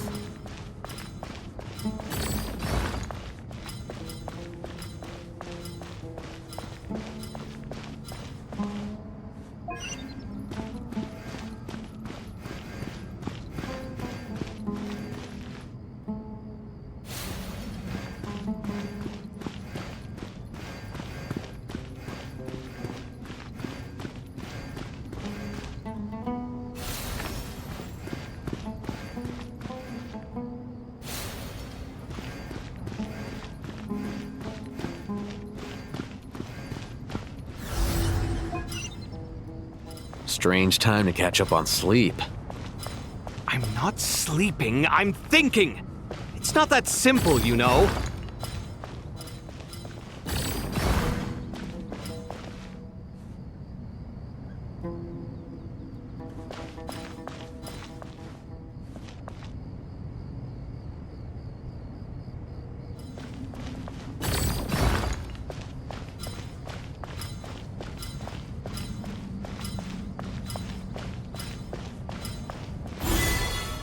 Strange time to catch.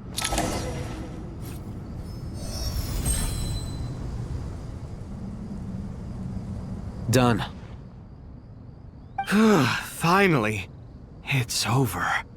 But seriously, that was incredible! Standing on the chessboard felt completely different from standing on solid ground.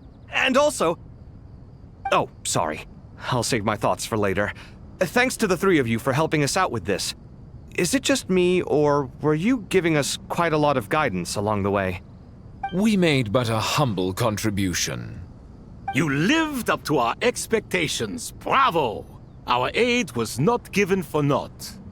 In addition to the existing functions, I'd like to ask you for another favor. Since Aru's interference shield can cover the entirety of the mausoleum, it should be possible to extend its range even further. Perhaps you can find a way. So, building upon the existing functions to... Ah! I'm with you! Imagine for a moment. What would the ideal outcome look like if this function were compatible with the devices? I agree. This is the best solution possible. Please, everyone, we beg you to help us. Me, oh my! Well, since you ask so very nicely, I suppose... Goti? Croco? What do you say? Naturally. There you are. Miss Nicole truly is an angel. She shows great wisdom in guiding others, and she has already sent word to Natlan on our behalf. She said that while the other members of the Hexen Circle are busy with important work, she is quite free, and she is more than willing to accompany the people of Sumeru for the entire journey. Oh, there's Nicole, all right. Always super patient and loves to help everyone out. She's the best. She is. So kind and enthusiastic. Well, time for us to get going. Let's head out.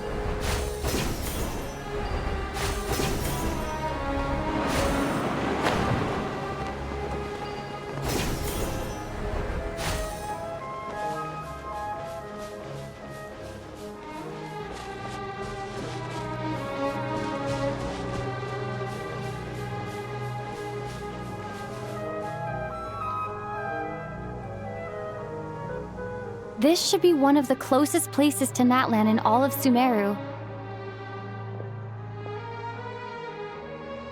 There's the barrier Nicole and Nefer mentioned. It completely cuts this nation off from the others. But why? Why separate you from the rest of the world now specifically? And if I'm not mistaken, Irminsul was polluted once before, wasn't it?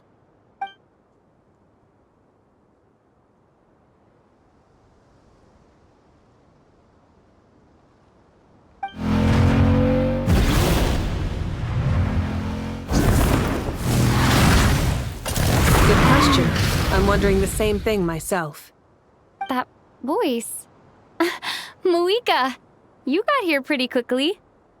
Hello, Traveler. It's been a while. Hello there. Hello, Dendro Archon.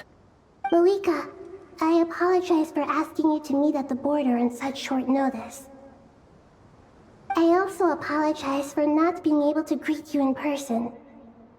The form in which you see me now is one carried by the Traveler. The real me is inside the mausoleum of King Deshret, and I am reaching out to you with my mind from here. Irminsul has been infiltrated by the Doctor. We must be on our guard, as he can spy on information in the world from within the tree. Fortunately, there is no record of the Traveler in Irminsul, and you are still within Natlan's borders. My records will be preserved in the Night Kingdom, rather than the ley lines. As long as the Night Kingdom remains disconnected from the ley line cycle, the Doctor has no way of knowing my movements. Exactly. So by meeting each other in this way, the meeting essentially never happened. No wonder Paimon didn't come. You were concerned that her activity would be recorded by Irminsul. The Natlanese have heard about the situation in Sumeru. With the borders sealed off, merchants have been forced to stop their shipments.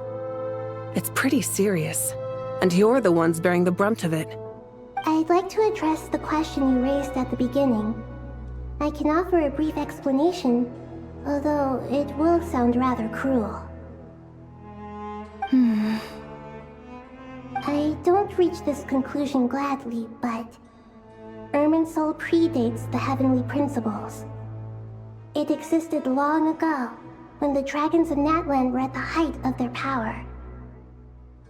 So even when the people of Sumeru became ill because of pollution, it was not a critical issue from the perspective of Irminsul itself. As long as it continues to function normally, the barrier will not be activated. But this time, the Doctor's invasion has directly affected the tree. That is what caused the barrier to deploy. The Heavenly Principles established a rule that when Irminsul is plunged into grave danger, a portion of power will be reserved to isolate Sumeru. That way, even if Sumeru is destroyed, the outside world at least has some time to catch its breath. We'd certainly need it. The Heavenly Principles created almost everything that exists in Teyvat today. To them, preserving the existence of the world and its inhabitants takes priority over protecting Sumeru. Meaning, protecting Sumeru now falls to you. Yes. My own power may be limited, especially compared to yours. But that doesn't mean that we're just gonna sit around and wait for the end. If necessary, I will utilize any and every means at my disposal. Nicole of the Hexen Circle didn't say exactly what this meeting was about. But after hearing everything you've said so far, I think I can guess where this is going. That's right. Nahida and I discussed it at length. We both know how presumptuous this is, but... You need the Pyronosis, don't you?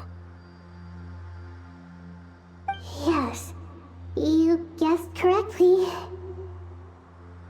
Originally, I only intended to borrow it, but the situation is far graver than I foresaw. So instead, what I ask of you is to please give the Pyronosis to Sumeru. Why do you sound so nervous? There's no need to be shy. Surely a gnosis is pretty important to a god. I guess, but it's not as if losing it would suddenly render us powerless. But I'm sure you don't need me to tell you that. With all the nations you've traveled to, and all the gods you've met, you must have realized that by now. As far as I'm concerned, a gnosis is basically an elemental energy enhancer. But I don't usually use it. You know me. I like to think I'm pretty strong without it. Yeah. Not about to dispute that. So you see, you don't need to sweat it. Here, take the Pyronosis. Just like that? Just like that. To tell the truth, I've always toyed with the idea of giving it to someone who needs it more than I do. I know you accompanied Nahida here to try and increase the chance of success. It's a good thing you did, because your involvement is one of the main reasons you've managed to persuade me. Are you sure about this? Handing over your Gnosis just because of me? I won't try to quantify it, but trust me. Handing over the Gnosis to Tumaini is far from the craziest idea I could think of. Besides, even if you hadn't come here personally, I think I still would have agreed to Nahida's request. Irminsul doesn't just affect Sumeru. It impacts all of Teyvat. I know all too well how difficult it can be to protect the things you care about. So logically, morally, or however you want to cut it, helping you is the right thing to do. You don't need to tell me the specifics of your plan. Where the Gnosis is involved, the tighter the secrecy, the higher your chances of success. Moika, my heartfelt thanks go to you and the people of Naplan. Don't mention it. But now for the hard part. How do I actually give it to you? The Irminsul barrier is right in the way. I have an idea.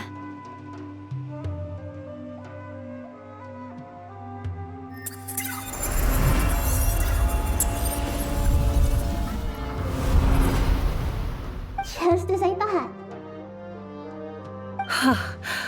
Incredible. What did you do? Just made a lucky guess. This seems to happen quite a lot. Things that apply to everyone else don't seem to apply to me. I figured the same might be true here. Irminsul usually produces effects based on the records it holds. Since the Traveler is a descender, Irminsul contains no records of her, and thus has no way to impede her. Is that right? You really are full of surprises. Catch. Whoa! Thank you, Moika. Thank you for trusting us with something so important. All right. No need to get so formal. It's not like we're strangers. Besides, there's still one problem. You might be able to pass through the barrier, but I don't know about the Gnosis. Any other surprises for us, Traveler? Let me try something. I have the Pyrognosis in my hand. It feels strangely ordinary, not particularly heavy. And yet, this tiny thing symbolizes the mighty authority of a god. I need to think hard about my memories of Pyro. My memories of journeying through Natlan. All those important experiences I've had. The Gnosis disappeared. Traveler, are you alright? I'm fine. The Pyrognosis disappeared into my body, just like phlogiston. Maybe it resonates with you because you've mastered the power of phlogiston. You might not be recorded in the ley lines, but you're still our Tumaini. Whew.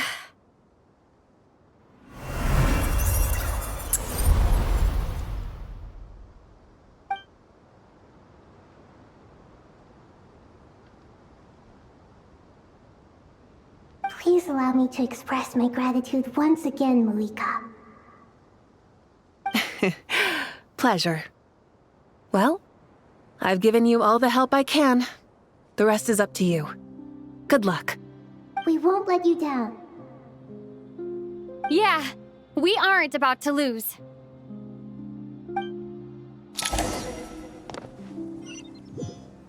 Traveler, Paimon, how are you feeling?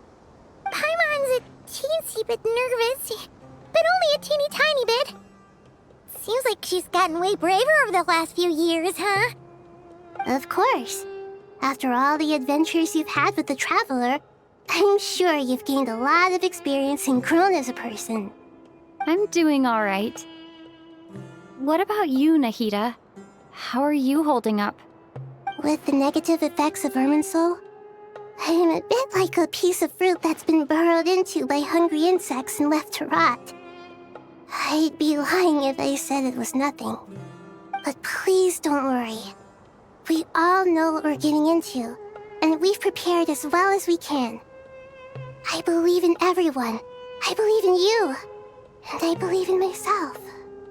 Stoking the fire inside oneself is certainly one way to live, but knowing when to rely on one's companions is also a form of great wisdom.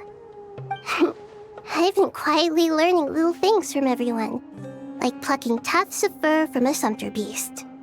Me too. With the constant traveling, I'm always learning and growing. That's the journey of life. I think there's someone else here who would share that sentiment. Don't worry about what I think. I was just passing by and happened to overhear your conversation. What are you talking about, Hat Guy? This is the top floor. No one passes by the top floor. Says who? You can fly just like I can. I would have thought it makes sense to you of all people. I don't know why, but I feel a little more relaxed now. It shows that you feel comfortable laying down your burdens in our presence. It means that Sumeru is a place you can trust, where you know we have your back. And we feel exactly the same way around you. That's what it means to be friends. Feel free to mingle if you'd like some time to catch up with people. Just remember to get a good night's sleep when you're done. Tomorrow is a very important day. Ah, it's finally done. Ugh, but I have a nagging feeling that there's something I've forgotten. Oh, there you are. Everything wrapped up on your end?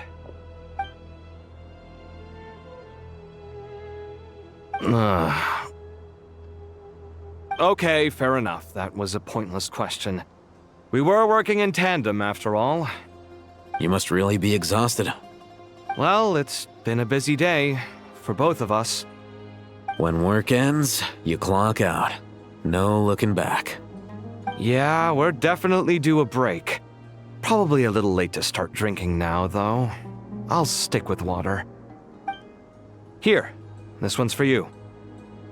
Thanks. You want a bite to eat? I can grab us something. Or wait, I think there's a stove nearby. Let me take a look. Are you nervous? A little, yeah. Unlike you, it seems. How are you not feeling at all nervous? Because everything that happens next is beyond my individual control. I don't worry about things I cannot influence. What do you mean, cannot influence? You're the one who came up with half of the strategies we ended up using. There's only so much I can do. I was only doing my duty. Was it like this last time, too? You mean with Azar and his accomplices? Yes and no. The situation back then was easier to control, but we weren't as prepared as we are this time. So the enemy is stronger, but so are we. I still vividly remember the way you interrogated me in the library after the fact. Where were you when Sumeru needed you most? If your memory is so vivid, you might also recall that it was you who came looking for an argument. You're often the one who initiates these things, you know. I came for a conversation! I didn't know it was gonna turn into an argument! Anyway, at least I showed up this time. So, what do you think? What do I think? I think we're certainly better off for it. It's good having me around to help out, huh? Absolutely. As a citizen of Sumeru, you displayed a remarkable sense of responsibility in the face of disaster. Certainly feels that way. I just shudder to think how the world would have ended up if we hadn't gotten control of the situation. So, do you think this is what impending disaster looks like? The sky is so clear, and there isn't a whiff of decay or destruction in the air. It's hard to imagine that the fall of humanity could happen on an ordinary day like this. Awful things happen all the time. Sometimes people can stop them, and sometimes they can't. What you and I have done is increase our chances of stopping this one. Lofty ideals may provide no defense at all against nihilism, but perhaps little decisions can. Oh, nothing. It's nothing. I hope everything works out tomorrow. It will. As long as we stick to the plan, our chances of success are good. It's really strange. You're my junior, yet you always seem to act more like an upperclassman than I do. I think it's mostly a matter of temperament. Ugh. Walked right into that one, didn't I?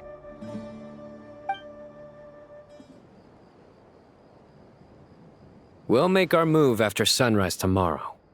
Good. Is everything ready? As much as possible. That'll be enough. Don't let the pressure get to you. We'll take things one step at a time. That's how we've always done it. Master Tainari! Mr. Sino! So this is where you were. I brought some juice and some water. Would you like some? I know how easily you get dehydrated in the desert, so you should definitely have some water. In which case, I'll have the juice. I gotta ask, though. Who's on juice-making duty at a time like this? Madame Farazan said she was feeling a little nervous, so I told her about the automatic juicer my friend invented. She took it right off me and started making carton after carton of juice. A juicer? Did Sucrose send that to you? Yeah, I hadn't had the chance to try it out before this incident occurred, but I couldn't bear to leave it behind in Gandharvaville. The juice is very sweet. I think so too. Kale, how are you feeling? Physically, I'm okay, but it just still feels strange to me. Why would a great power like this come to someone like me? I know the feeling well. That same question ran through my mind every day as a kid. At least now, you have someone who can relate to you. All the more reason that you should apply for Spontamod. Tainari fiercely opposes the idea, though. Those two things are completely unrelated. What are we all chatting about, Would anyone like any juice? Oh, you have some already. I had some earlier, ma'am. Maybe give the extra to someone else? Very well, very well. I shall be off then. There's this enormous power, and then there's little old you. You feel like there's no connection between the two. And that sense of dissonance is difficult to get used to. Yeah. But after all this time, I can't believe this stuff still gets to me sometimes. Makes me feel a little childish. Kale, just because we normally keep the conversation light doesn't mean we can't discuss deeper issues. I don't think it's childish at all. You were the victim of a terrible crime. It's normal to struggle with the fallout from it. You have absolutely nothing to be ashamed of. My professor once told me that no incident can be considered truly resolved until the victim says it's over. Your rage and your pain are completely justified. Thanks. Miss Nicole said that the same god remains which were once used to inflict so much pain upon me have now become a weapon with which I can protect everyone. It's like my own personal kind of evolution. Every innocent person who's been hurt needs time to realize that it wasn't their fault. I was the same. But it's all about to be over. Tomorrow, it ends for good. I don't know if you've noticed, but you rarely stumble over your words anymore, and your outlook has become much more positive. It's a big change from how you used to be. And since this isn't over, you can settle the matter on your own terms. It's time you seized back control. I believe in you. Yeah. Sumeru is my home. And it's so important to me. I have to protect it. No, I will protect it. And once you're done, how about you come back and apply for Spontamod? Stop it with the sales pitch, would you? Hey, excuse me. There are still 3 unclaimed cups of juice here. Why don't you take one each? Ugh, my arms are getting sore from carrying them around everywhere. Madame Farazan, why are you... Here, let me take them off your hands. Thank you, Madame Farazan. Drink up and enjoy my handiwork. I think I'm going to make something else now instead. Please, try to relax, Madame Farazan. Your nerves are starting to get the better of you. I know.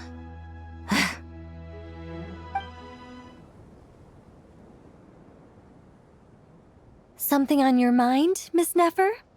Nothing in particular. It's just... right now, the future feels strange and unfamiliar. But the future has not yet arrived. How can you say how it feels? Some people know that there's an impending disaster. Others remain blissfully unaware. Each group is imagining an entirely different future while walking towards the same one. But when they get there, they'll still find they feel differently about it. People are shaped by their circumstances. Different circumstances create people with different perspectives. I've always found the perspective of the Vahumana Darshan to be a particularly incisive one. Even at the height of the crisis in Nodcry, people held diverging opinions. But things are different this time. Indeed. Regardless of faith, gender, wealth, skin color, or eye color, everyone in Sumeru knows what will happen tomorrow. The world has never been an especially fair place. Yet now, against all odds, a moment of unprecedented unity and equality is about to take place. It's fascinating. If only my father could have lived to see this era. Era. To me, that term represents a much greater span of time. It can be an unsettling word. I would even say I'm afraid of it. Do angels even feel fear? Yes, at least I do. I fear the gap that grows wider with each passing day and the never-ending flow of time. Time renders all memories insignificant and reduces all splendor to nothing. But those memories are the one thing I do not want to lose. You're very human in that regard. If angels draw too close to humanity, our wings burn away in the bright flame of awareness, and we fall to the earth. After spending so long among humans, I have lost much of my former glory. Maybe that's a good thing. You're more human than some humans are. I've been talking to Kale a lot in recent days. We seem to be in completely opposite situations. I suppose that makes us good case studies for comparison. Case studies for who? Myself, I suppose. After comparing the two of us, I suddenly discovered that I desired more than before. It was a gentle, pleasant sensation. Just as most people pursue glory and miracles, I too am pursuing miracles of my own. Guiding humans to make the miracles in their hearts a reality. That is my miracle. It doesn't sound so bad, does it?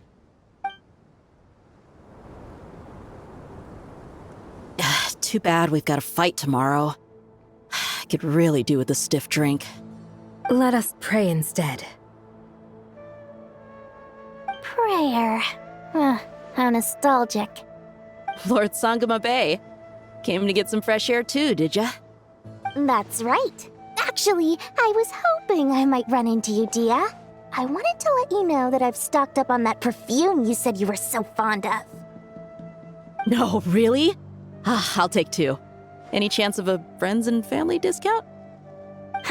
I knew you'd ask that. And I'm afraid to say that. Surprise! It's free of charge. That's very generous of you, Lord Sangama Bay. Does this mean you've made a fortune in Nodcry? Nope. Turns out it's not that easy to turn a profit there.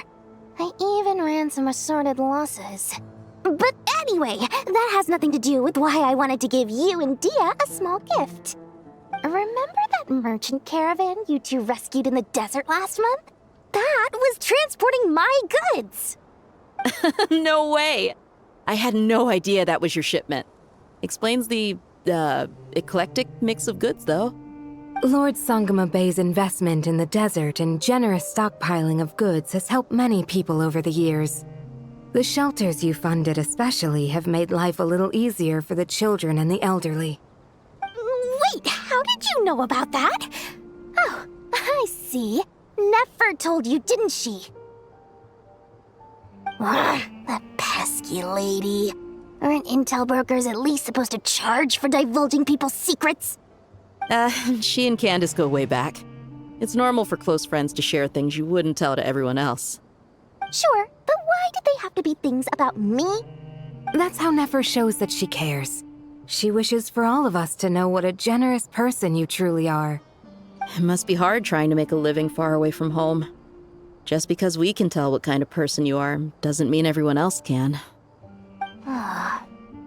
Well, maybe her intentions were partly good, but I don't think that's the full story. I'm sure she enjoyed knowing how much it would annoy me. I'm telling you, Nefer's got a mean streak. Definitely with you on that. Does praying help you stay calm? Defending one's home is a just cause. My heart is filled with a mix of anger and hope. Anger. You know, being able to get angry is a good thing. It shows that you're in touch with the real world, and that you have the passion to pursue something you believe in. Oh, my lady? What are you doing out here? Just taking a walk to clear my head, and look where I ended up. Were you praying just now? Yes, Miss Dunyarzad. Would you like to join us? Come on, it's fine. She won't mind who you pray to. Oh, then sure. I remember you, Miss Dunyarzad. You visited my shop before. If I recall correctly, the god you worship is the Dendro Archon, correct? That's right. She is such a gentle and kind god.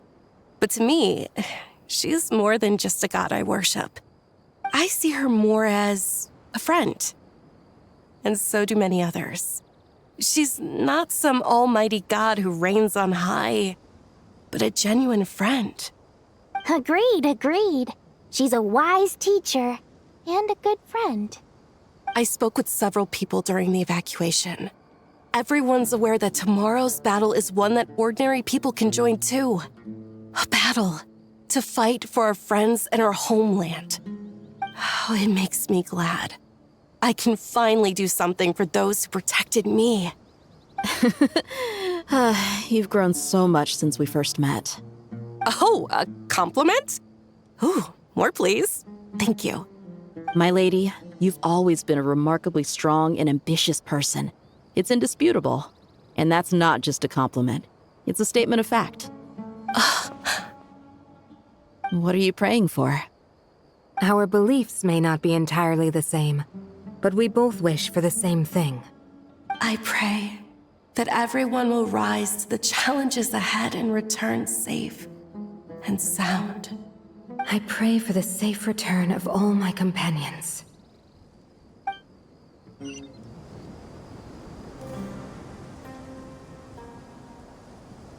Look at the time. I should head back.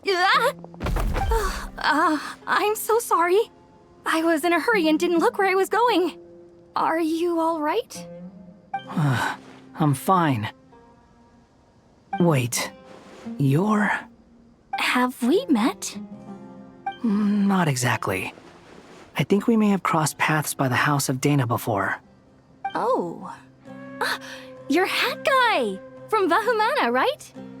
You recognize me? The clue's in the name, Mr. Hat Guy. Fair point. It's getting pretty late. What's keeping you up? I could ask you the same question. If I'm not mistaken, all the workload for the Ratawa Histarshon wrapped up a good while ago. Well, I have something of a background in Satyavada life, so I was helping the Dendro Archon make some preparations. But I must have lost track of time. Did you find the experience enlightening at all? Honestly, it was tedious and uneventful at first. But eventually, I think I did sense some profound truths. But they also brought a lot of suffering with them. I was told that I even shed tears while I was meditating, though I have no idea why. Sorry. I hope I'm not scaring you. Not at all. It just proves you're very accomplished in your research. Good night. I wish you all the best for tomorrow. Thank you, sir. You too.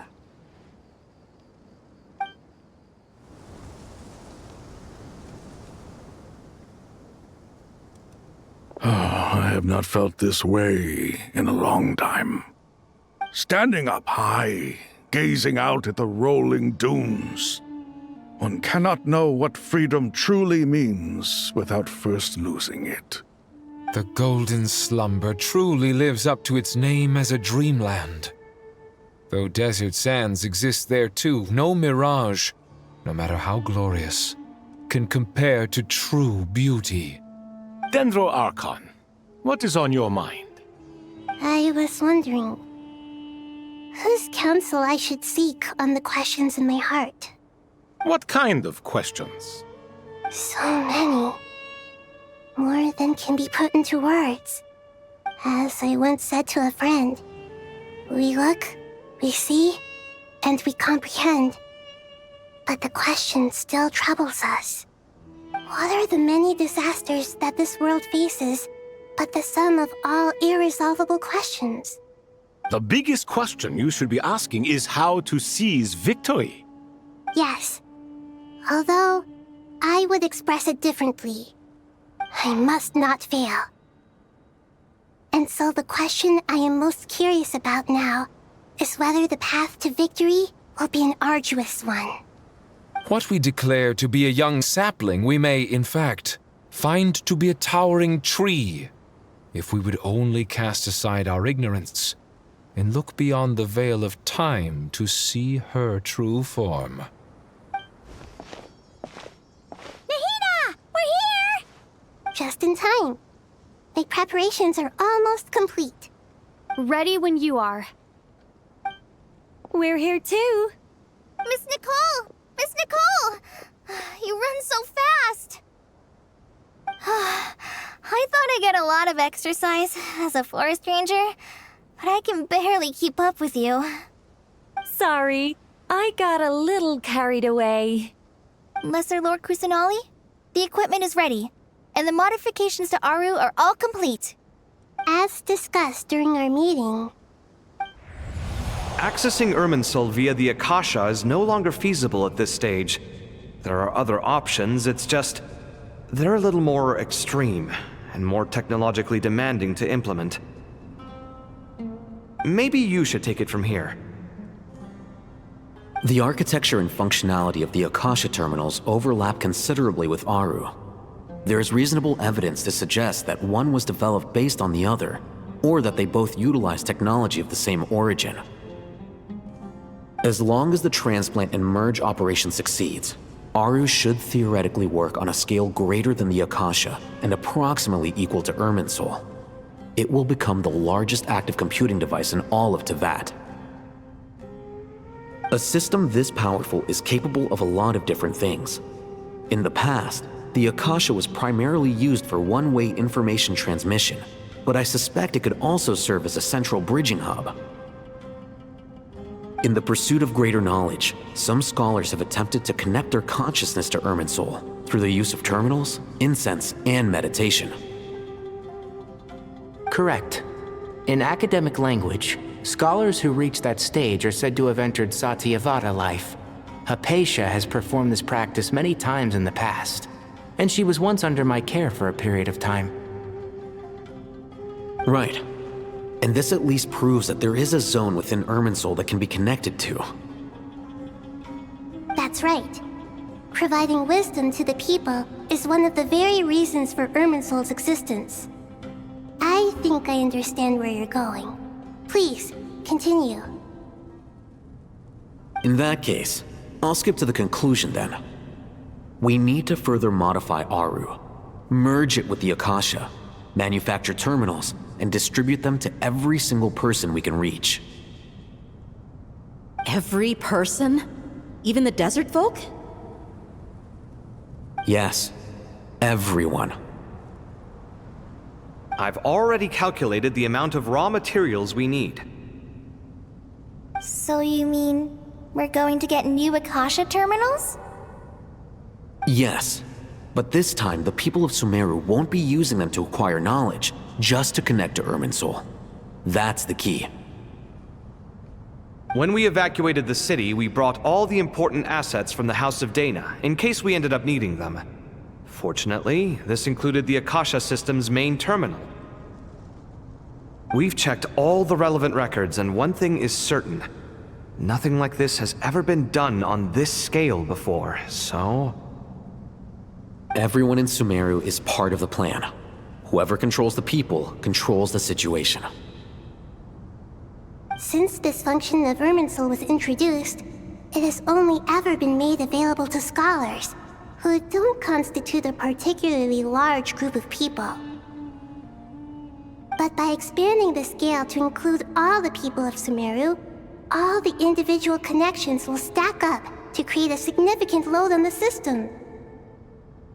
Under normal circumstances, Irminsul would be able to cope with the additional load. But with it already being under strain from other activities, its remaining capacity is limited. Thus, it might be possible to shut it down completely by overloading it.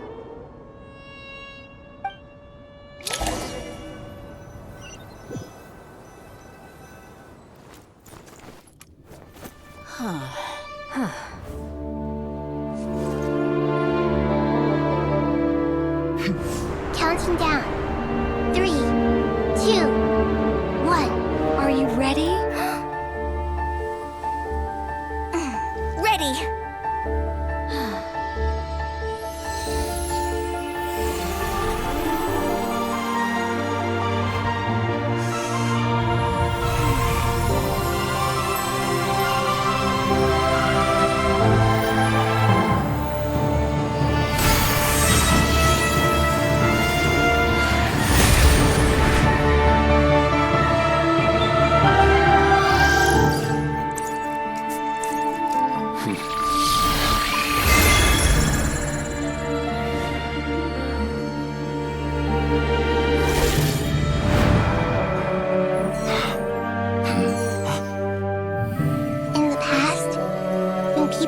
Knowledge, they turn to the Tree of Wisdom.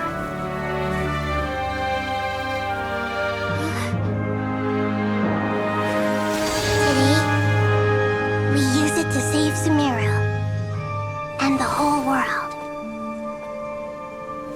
These vows that nurtured learning must not become tools for destroying the world.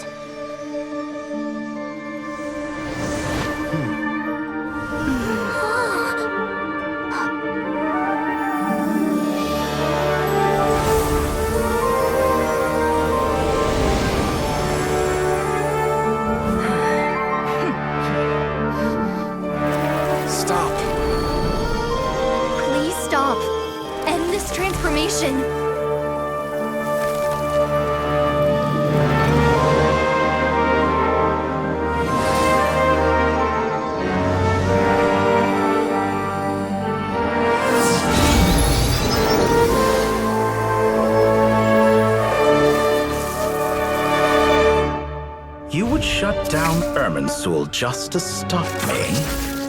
You fools. I have all the time in the world.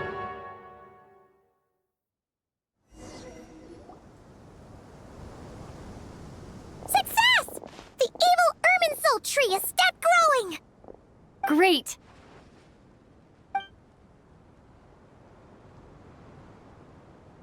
What a display of true courage! The courage to think and the courage to act! I never thought I would witness the shutdown of Irminsul with my own eyes. Perhaps this is human wisdom in action? Indeed, only humans could do such a thing. Gods are few and far between. What was once created for spreading knowledge is now used for another purpose. A rather ingenious plan. I am grateful to you three for your help. Only thanks to you were we able to extend Aru's interference capabilities to cover all terminals. Now, nobody who wears a terminal will have their activity accurately tracked by Irminsul. No matter how many eyes Dottore possesses, he will not be able to see us clearly.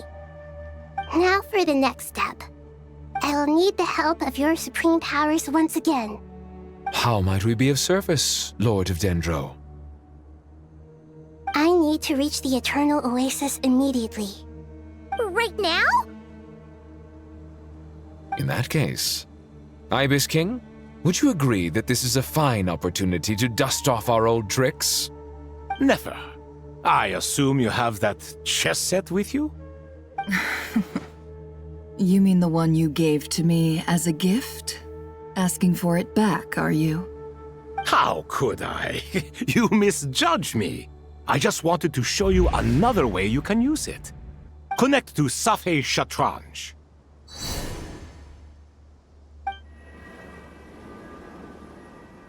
Safhe Shatranj? You mean that place in the desert? Thoth's chess set gains its power from the chessboard laid out in the desert by King Deshret and ourselves. All ceremonies conducted using the chess set must be activated via Safhe Shatranj. In other words, the chess set is an extension of the chessboard. In the past, moving a chess piece was a sacred and momentous act. Transfer initiated. Entering live combat mode.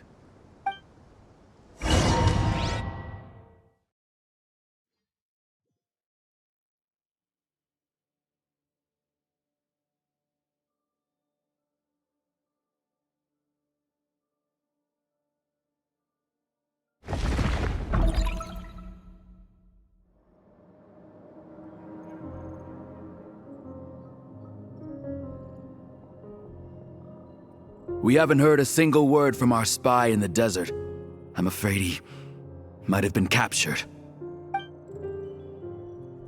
Never mind. But we spent years turning him. And a lot of Mora. Nothing comes for free in this world, but the loss is not without its purpose. For a small price, we have wasted a precious amount of the limited time they have. Quite a bargain, if you ask me.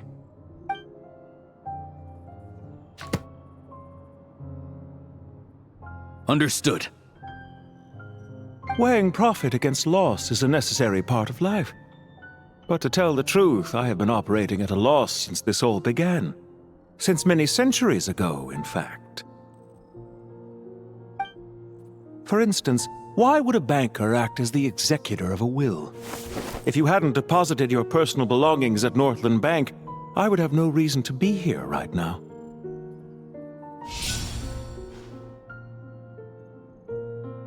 Dottore, I've placed your final data backup into the ley lines as per our contract. I trust we are now square for the safe deposit fees you paid. Is it not a little petty to split hairs like this, given our amicable relationship? I consider sound bookkeeping a matter of principle. Do not forget that you only live to see this day thanks to me. In fact, every day of your life since you met me, you've been living on borrowed time. Why, that's hardly a fair assessment. I will concede that my survival was perhaps at your whim, but I became a harbinger on my own merits. Managing money is not like other professions. Mine is not a role I could have acquired based on your recommendation alone, and certainly not one I could have lasted so long in without genuine ability. The information stored in the ley lines is quite comprehensive. Rest assured, I have not forgotten how strong your pride is. Well, I presume you have no sense of fragmentation while talking with me. How could anything possibly go wrong with such strict measures in place? The remainder of your soul was split in two, with one half sent to Nodcry and the other stored in the most secure vault of the Northland Bank. Though I must say, your disdain for the other segments is quite amusing. Zandik is you, and you are Zandik. Zandik created the segments, yet you, a segment yourself, reject him.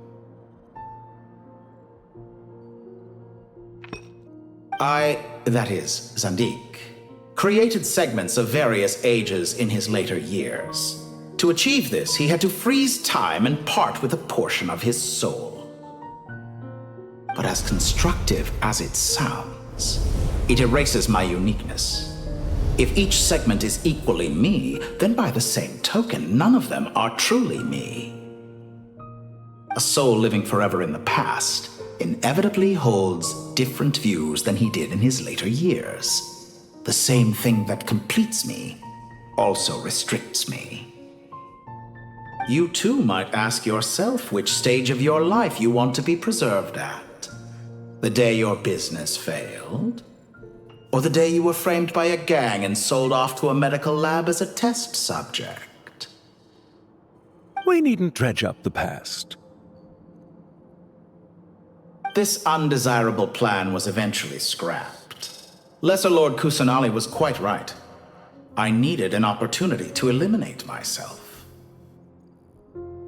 And after that, I concluded that there was no more effective plan than directly splitting the soul.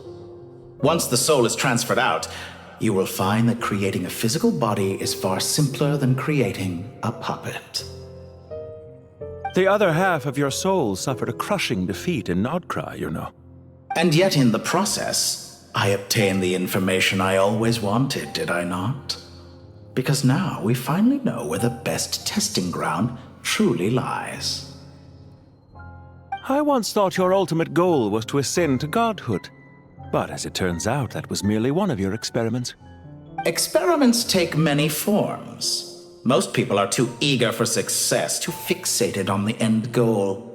They forget that the experimental process itself is just as important. A suspiciously vacant seat, a new face. I trust you can put two and two together. The reason it doesn't exist is because someone tampered with the record. What can I say? After all your efforts, you really did uncover the world's secrets. So, is the new world you promised a lie? No, it never was. I am glad to be able to control Irmin's soul from within. Now I shall attempt to create a new world inside the existing one. Almost everyone faces the prospect of death. But not a single person has ever been able to experiment unrestrained in the afterlife through sheer force of will. I am the only one to have overcome this enormous challenge. Would I not be letting the world down if I didn't make the most of the opportunity to experiment? Clearly, the dividing of your soul did not affect the magnitude of your ego. Out of all the versions of you that have ever existed, this you is the most insane and the most radical. Is that why you chose to work with me? Which was it then? My insanity? Or my radicalism? Could I call myself a venture capitalist without a suitably ambitious plan to invest in? Yours happened to fit the bill quite perfectly. Well then, I must say, while I am surprised enough that you showed up at all, what surprises me more is that you chose to present yourself as my former subordinate, and not as the banker Pantalone. Why make things harder than they need to be? Exposing my true identity in a situation like this would only serve to destroy diplomatic relations between Snezhnaya and Sumeru. I daren't imagine the consequences. Showing up in the name of the original antagonist gives you the recognition you rightly deserve, while also being sensitive to Snezhnaya's predicament. It was an easy win. As for why I'm here, if you're suggesting that your credit is in the negative, I won't argue with that. Many people say that about you. I'd argue that a significant factor in your willingness to cooperate is the fact that you have but a few years of life left after my death. living and dying together has a way of binding two parties together rather closely. Is it not true that a relationship should be judged by both the positive and negative returns it yields? So some of what I said actually made it into your head after all. It's true that I hope you don't die too soon, but don't you find that a strange thing for me to say? After all, you've already had quite a long life, especially for a human being. Let's not pretend that you're any more innocent than I am. Are we not the same in this regard? We both despise the existing laws of this world, and neither of us enjoy being under anyone else's control. Is it really so greedy to want the world to operate by a new set of rules? Of course not, my dear friend. And as I've said before, mutual interest is the foundation for the most reliable of relationships. You can attest to that. I just hope there never comes a day when I have to work too hard to prove that. Regrader, sir. People have been spotted approaching Sumeru City. How strange. Despite your access to Irminsol's data, it appears the soldiers noticed before you did. They must have found a workaround. Well, Dottore, I trust you know what this means. The fact is... They're coming. They'll breach the city gates any moment now. But even so, I would say Irminsol is a wonderfully convenient thing on the whole. If you do manage to create a new world, perhaps you could plant one outside my office, too. I'll consider it. What do you need me to do? Stall them? The experiment will take time. Stall them for as long as possible. Very well. But you're really asking for the moon here. Have you heard this story? There was once a guilty man, kneeling in the center of a church while an angry mob outside waited to bring him to justice. He pleaded with the gods, begging them to grant him one final request, the chance to finish confessing his sins before he was sentenced. Many suns and moons passed, seasons changed, and still his confession continued, as if he intended to speak until the end of time. Are you suggesting I worship you as a god? Or were you hoping that I might confess my sins to you? Certainly not the latter. That would make my life miserable indeed.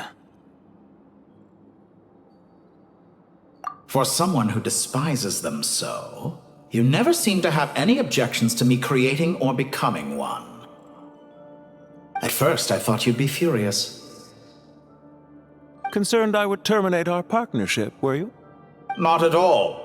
You had reasons why our partnership must continue. Don't you find people's attitudes toward gods amusing? A god descends from the heavens and people worship it unreservedly, blindly following whatever rules are given to them. And yet, when they see an ordinary person gain godlike levels of power by virtue of their own hard work, they treat him with nothing but suspicion, even if he is a compatriot. Is that supposed to be a compliment? No, I was just thinking. I pity the man who would call you a compatriot. There's no need to be so self-critical.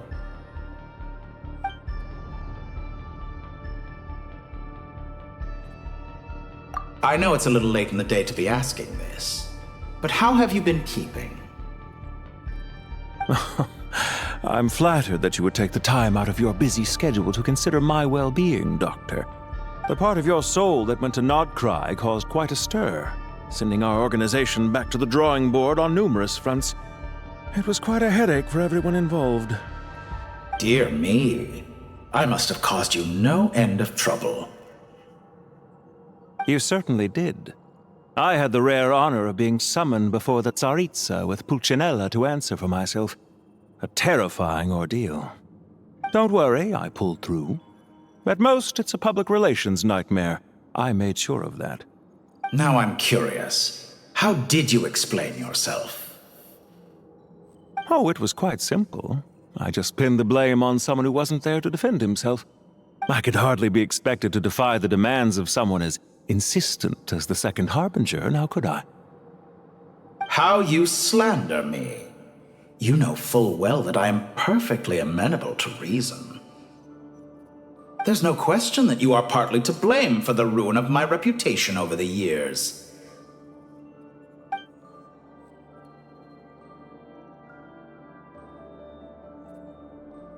Do you have anything lined up for when this is all over? Hard to say. Field work always takes quite a toll on me, as you know. Once I'm back at Snezhnaya, I'll start with a well-earned cigarette. Why are you so eager to ruin your lungs after I went to the trouble of replacing them for you? If you have an issue with it, feel free to try to stop me.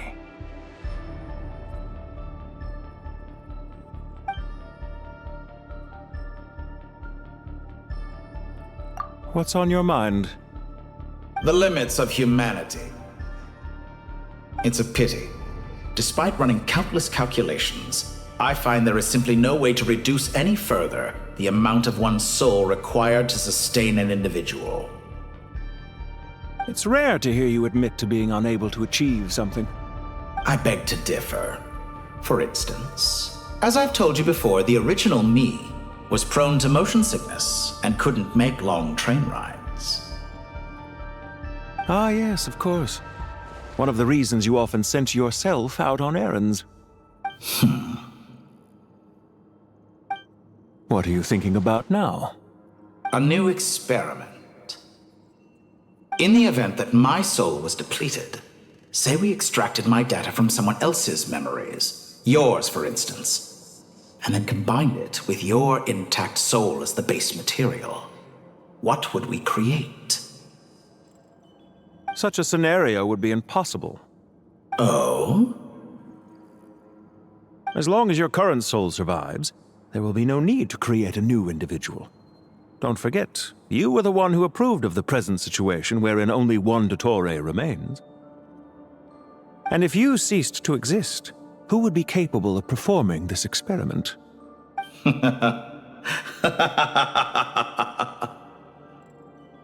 Since the day I met you, you've always excelled at talking your way out of a quandary.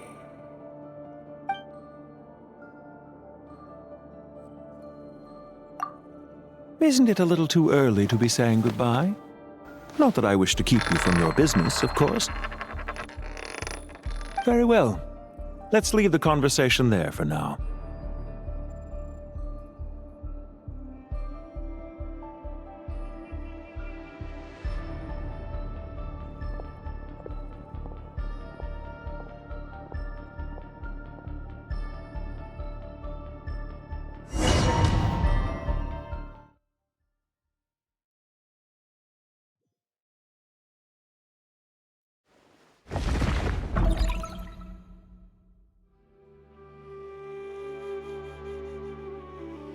The power of King Deshret's 7 pillars is truly remarkable. With just a chessboard, you can move an entire unit across the material plane. Yeah, sets us up for a much easier fight. Really makes my day. The last time we stormed the city, it involved a lot more running around. I wonder how many people can say they stormed a city twice in their lifetime. I was just thinking that. I've definitely had more than my fair share of unusual experiences in my life. This is my first time here, actually. We never usually leave Gandharvaville. I hope this will be my last time.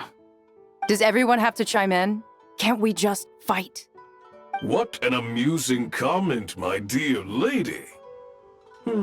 Yet humans often alleviate tension via small talk, do they not? Well, why is Candace's shield talking? Because the image on her shield is one of me. And I, of course, can appear wherever I wish to. Huh. Well, la-dee-da. Isn't that fancy? Could I get in on this? You wish for your gauntlet to speak? Why, certainly. Ahem. I think you'll find that it is I whose image is carved hereupon. Thanks. Definitely feel stronger now. You're welcome, my lady. I am glad to lend you my power. Sino, what's the situation? There are troops stationed at every entrance. As we expected. A frontal assault will suffice. Everyone, stick to the plan. We'll take the main entrance. You head for the House of Dana's side door. Move out.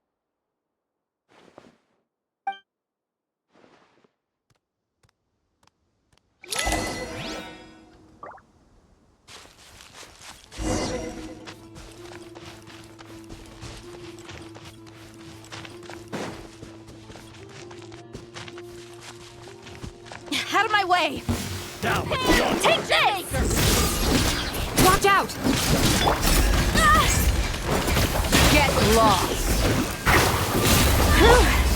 Thank you, Jed. You gotta be more careful. If you're not ready to put your life on the line, you can't be certain of defeating your opponent. She's right. Keep your wits about you, Rana.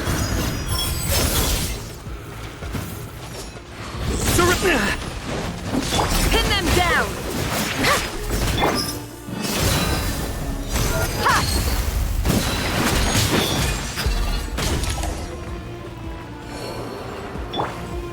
Take them out and secure the harbor.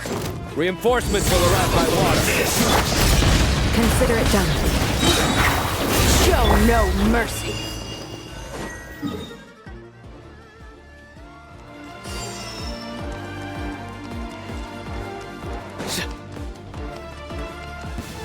Looks like we're in for a time.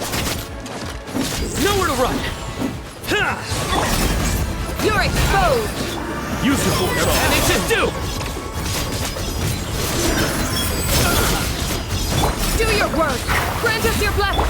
Let's get it on!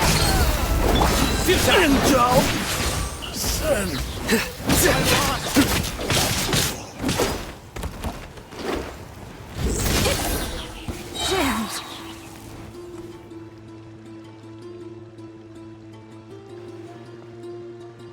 Waterway secured. Brothers! Sisters! Perfect. Just in time. Welcome. Once we've linked up, we'll continue the advance. The team has arrived at the north entrance, as planned. Good. Press on.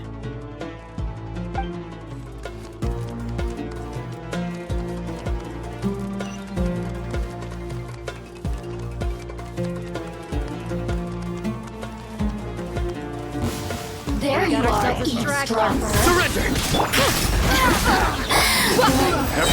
Please! We shall prevail! Let's get it on!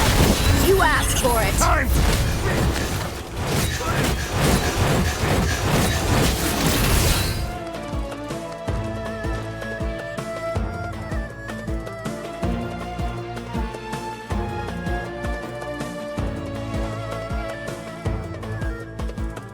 Look out! It's an ambush! Finally. We need to hurry. Take the middle road now. Mahamacha Sino, area clear. Don't relax just yet. More Fatui approaching from the right.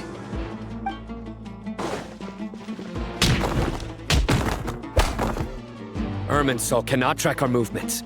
If necessary, we can split up. Don't worry.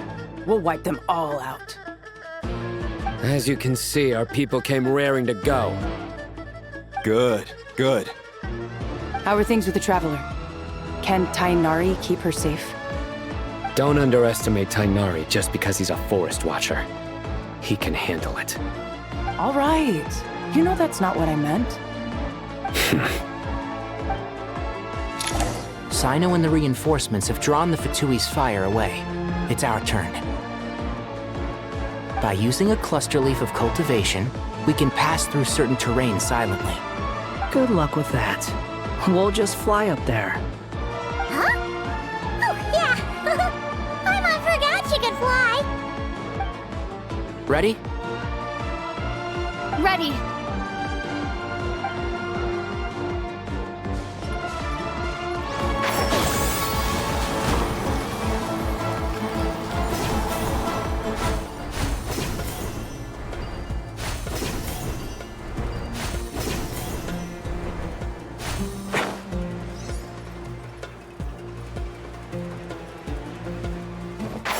can't see?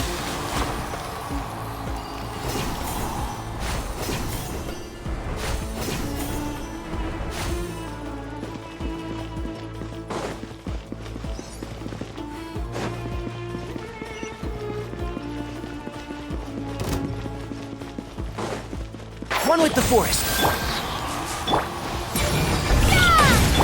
Wretched vermin!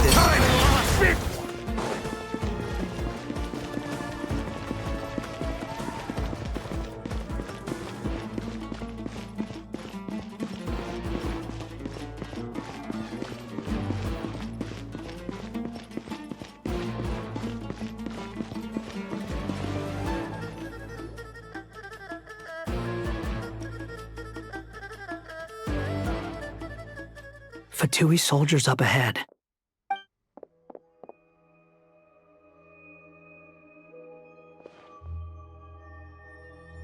Careful. Prepare for battle. Hey! There's people over there. You have some nerve showing your faces here in the center of Sumeru City.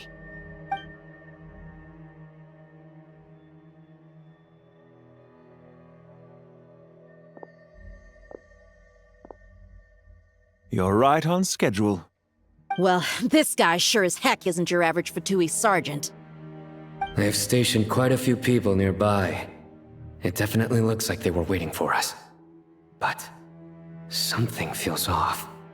Everything about this guy feels too deliberate. I highly doubt he's just a subordinate of Dottores. And he's no mere sergeant. Whatever his rank is, it's high. Much higher than we thought. So you've been waiting for us. But it looks like you're geared up for a conversation, rather than a battle. Very clever, General Mahamatra Sino. I know you're the one in charge of this siege, and I look forward to making a deal with you.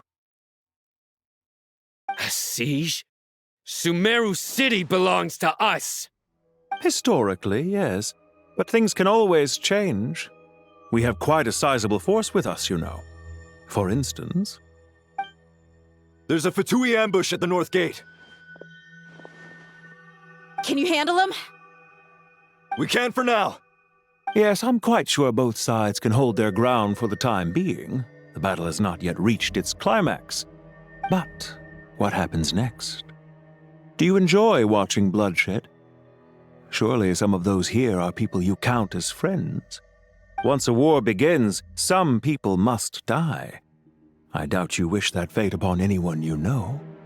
Wait a second. It's a trick. He's not even there. Silence! He disappeared. What was that? A ghost? Curses. He was never there to begin with. That was just a shadow projected there to lure us in. Enough talk! Attack! I apologize for being unable to accompany you at this crucial moment, but I am compelled to leave for reasons beyond my control. Please excuse me. Sumeru's General Mahamatra is quite ruthless. It's a good thing I wasn't there in person. Your illusion held them up for a time just fine. But now that they have seen through it, they will realize you were just a decoy. Decoy or not, what matters now is that they will be heading your way imminently. Not imminently. They are already here. We made it! This is far enough. Tainari, you go help Sino. Don't worry about us. We'll manage from here. Are you sure you don't need me to stand guard? No need. Once the connection is established, we'll disappear from the sanctuary of Surasthana. Go help the others. All right. Goodbye for now, then. Please tread carefully.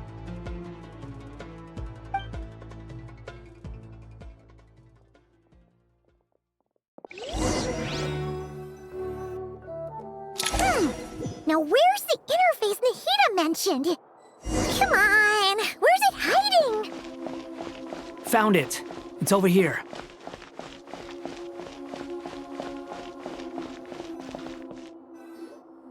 We can connect to the inside of Irminsul through the Sanctuary of Surasthana's built-in security system.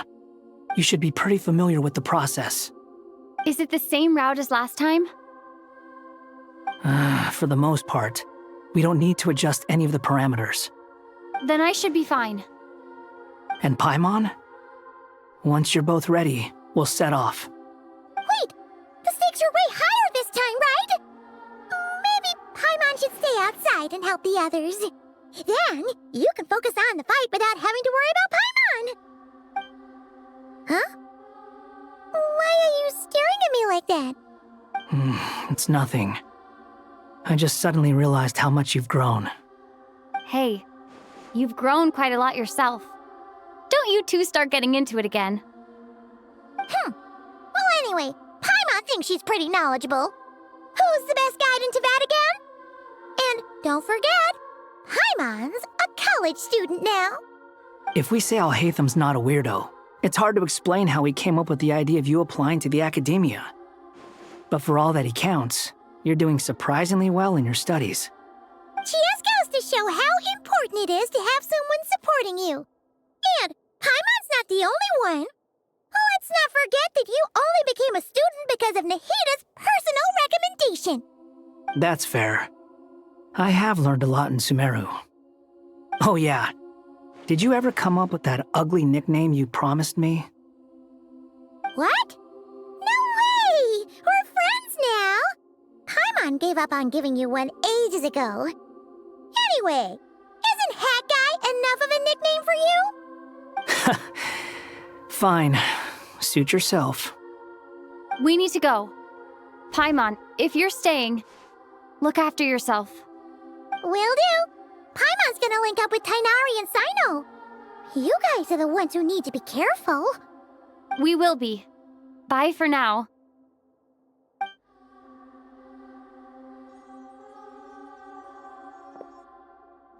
Initiating connection.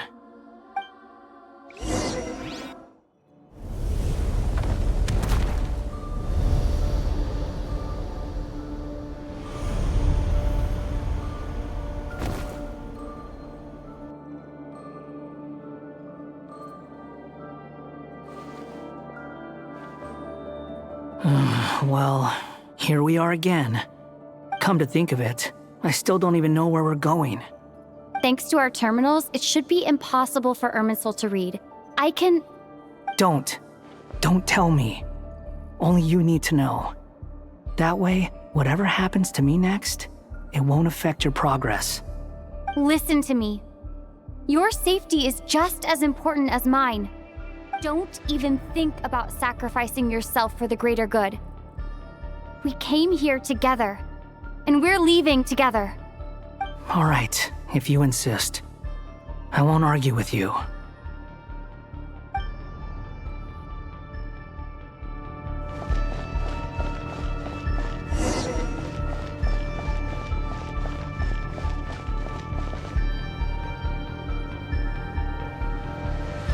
This place looks so different from how I remember.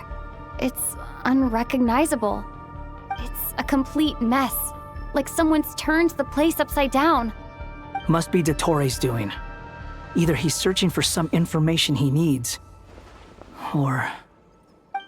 It's still changing. He has to know we've entered Irminsul. But luckily for us, he can't pinpoint our location. Be on your guard. Don't let him find us. The red parts have probably been corrupted by Dottoro's power. Don't touch them, or you might alert him.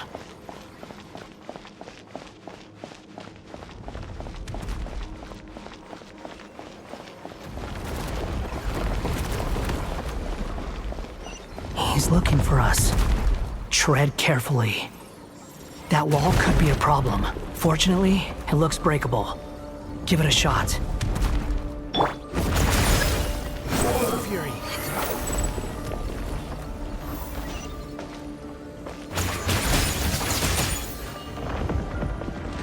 Behold!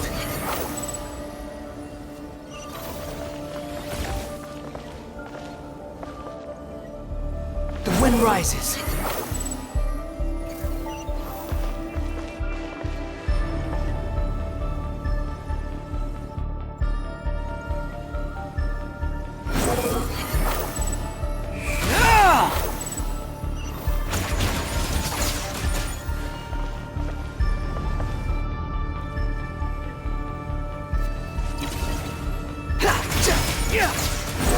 upon the gale. The same old trick again? Are you kidding me? Let's handle it just like we did before. This cheap trick isn't gonna stop us.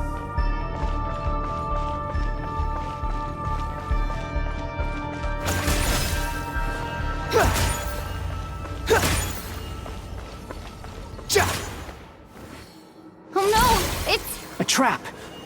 Is that why he was using the same trick over and over again? To get us to lower our guard?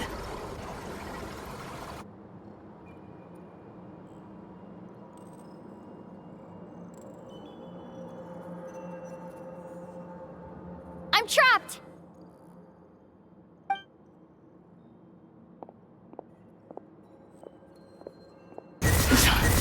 Why won't this thing budge? Hello? Hello? Can you hear me? Nicole? Is that you? Yes, it's me. I'm monitoring your progress from inside the Eternal Oasis, and I have to say, this terminal is simply marvelous. It makes tracking you so much easier. I couldn't see anything at first, but now that you two are inside, I can use your location with support from the terminals to get a partial view of the situation inside Irminsul. It's not the clearest image, but it's better than not being able to help at all. So, here I am. I can't intervene directly, but I can help to guide you out of the jam you're currently in. So please, just follow my lead. Dottore in his current form is a blight upon both Irminsul and the ley lines. Pay attention to your surroundings. There must be sources of his contamination nearby. The corrupted information is his means of manipulating the environment. You must destroy them. Is that one of them? Precisely. Take it out. Good work. But we're not done yet. Stay close, and let's see if we can find any others like it nearby.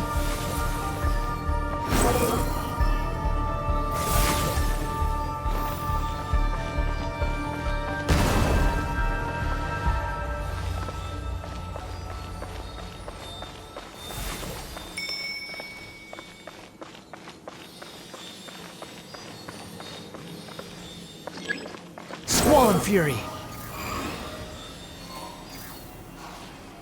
This must be another one.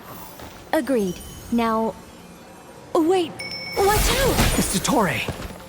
I think he's found us.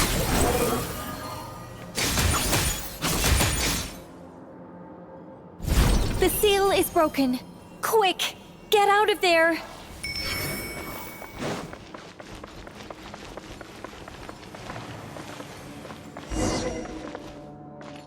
And where exactly do you think you can run to? Wait, what is that? Pursuers! That's gotta be it! Run! Don't let that thing touch you! Dodge that attack!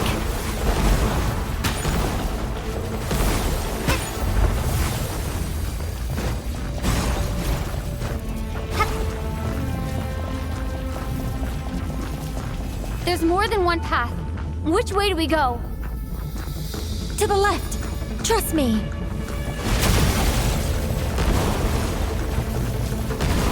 Fleeing like vermin. What a pathetic sight. Hey! Watch yourselves! Stay focused!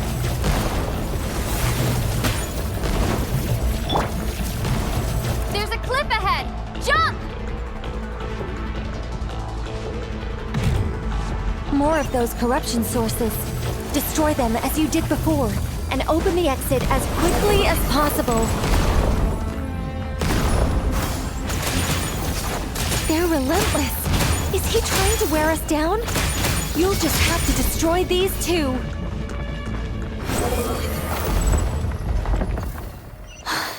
I think the pursuit is over. Hard to say. Stay alert.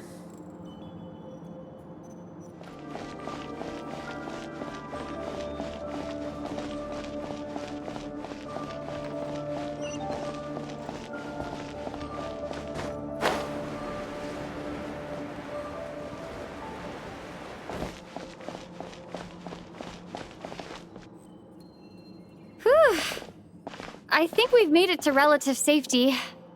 Phew, goodness. That was tough. You doing okay? I'll be fine. Don't worry. Take a short rest, and then... Nicole? Nicole! The connection's been cut. But that means... Look at you supporting one another. How very touching.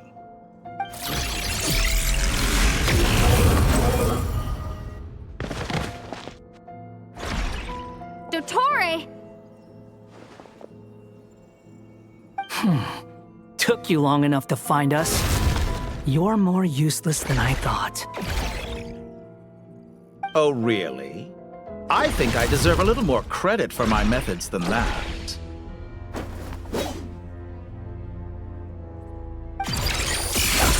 Rather than hunting you down, I chose to let you roam free.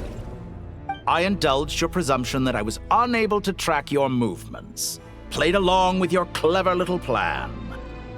Fleeing is for animals, but I rather enjoy watching you flee. Some things lose the will to run altogether as soon as you put them in a cage.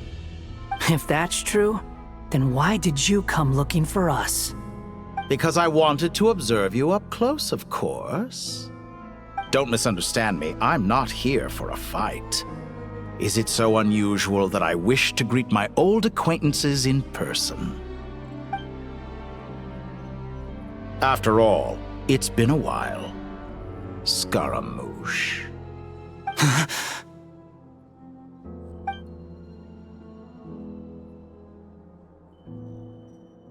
Why are you so afraid?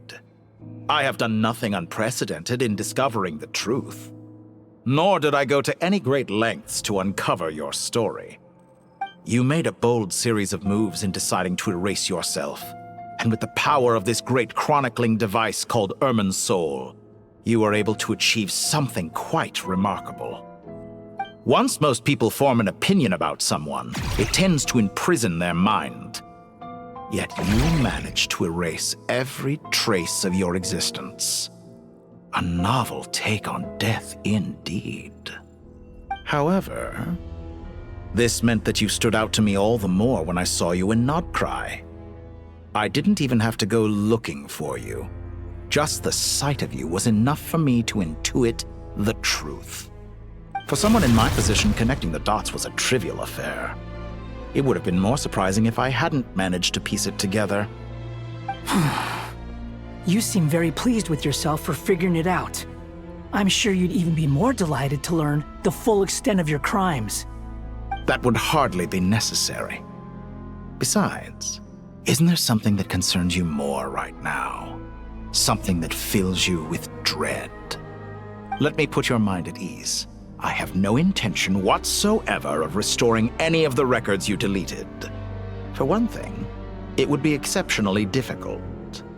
But more to the point, I doubt that the prospect of losing your current life is all that frightening to you. Because in your case, the cruelest twist of fate is that you'll never again have the chance to make up for any of your mistakes. Isn't it? Dottore?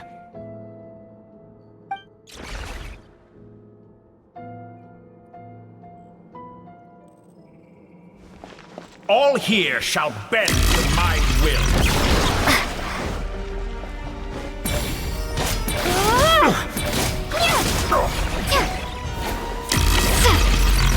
How amused. Behold!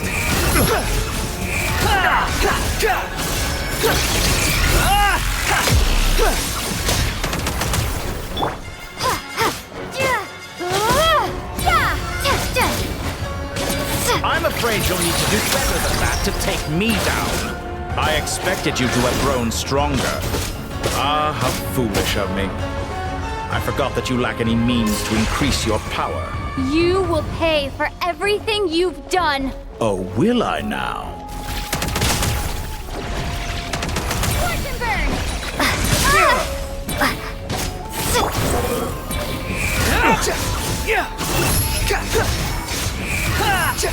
Upon the gale.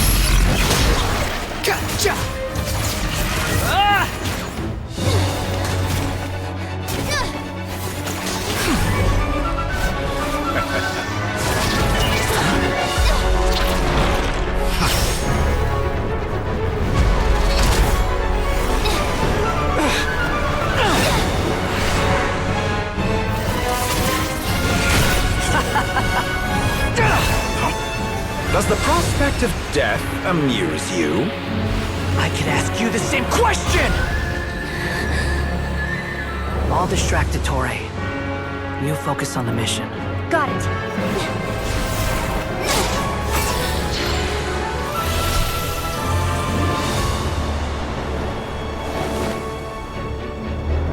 For the hopes and dreams of the masses.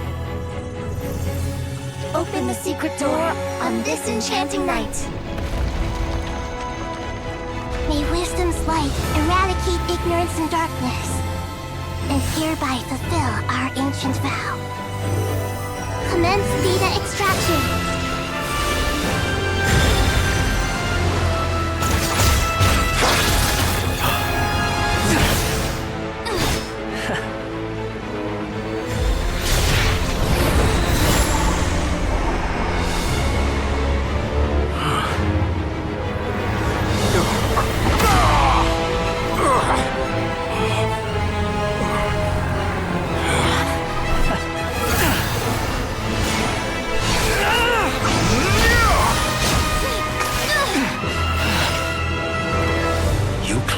Outdated ideals and stand in the way of progress. You will pay for interfering with the grandest experiment of all time.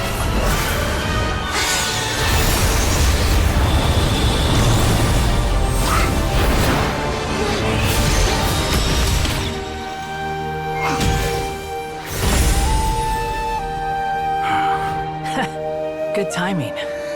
Tori, as clever as you are, you fail to understand wisdom. Wisdom takes many forms, but the path you have chosen eschews them all.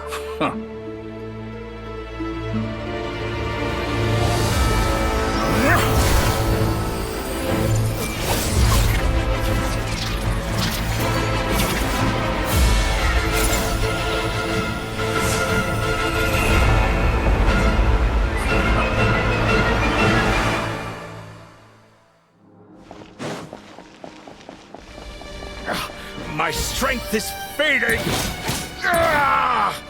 Since we're within Irminsul, it stands to reason that any power you wield comes from it.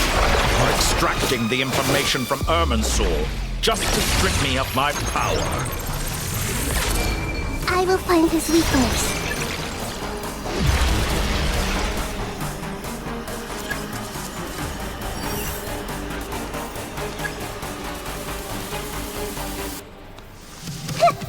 I see everything! The wind rises. Admire your attempt to introduce a new variable, but it's nowhere near enough. Wisdom! Behold! A petty trick.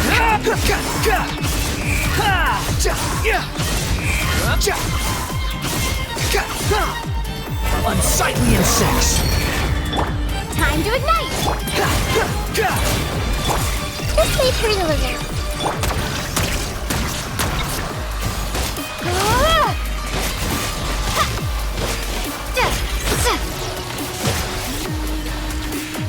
Burn all before you! Flame of the primal flame!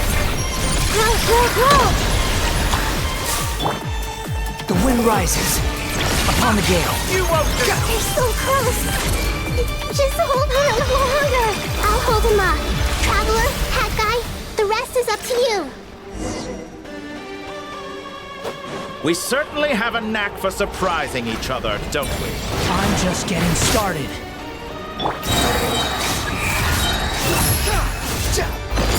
It's time! Say your prayers! The enemy is Benson, but watch your back.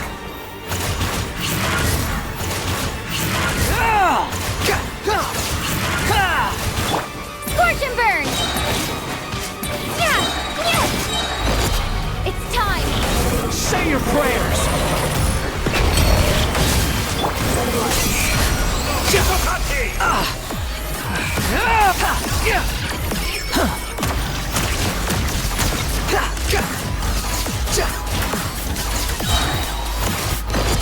It's time!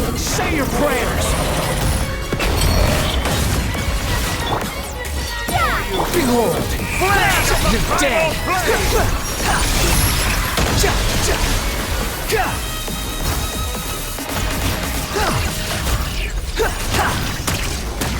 Squall Fury! It's time! Say your prayers! Scorch and burn! Try this. Finally, time for you to die. Excited? Time for me to die? How could I have reached this place if death were something I feared? The last gasp struggle of a dying man is a pretty pathetic sight. And I know it when I see it. We shall see about that. It's time! Say your prayers!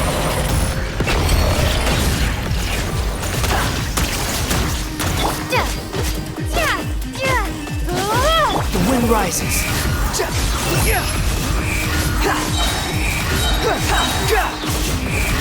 Let's try this. It's time! Say your prayers!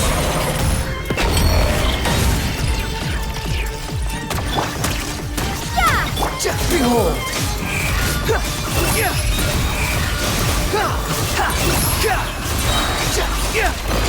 It's time!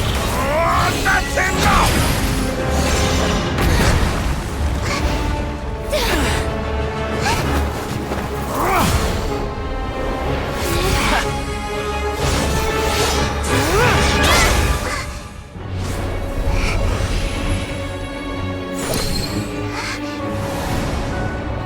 It's all yours.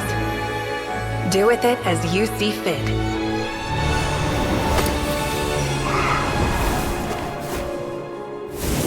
Just as you say, this world is home to some archaic things. And as you suppose, you are a formidable opponent. You have long coveted the secrets of wisdom. So now, I will demonstrate true wisdom in action. I invoke my supreme authority as the keeper of Irminsul. Commend me or condemn me. But give your verdict now!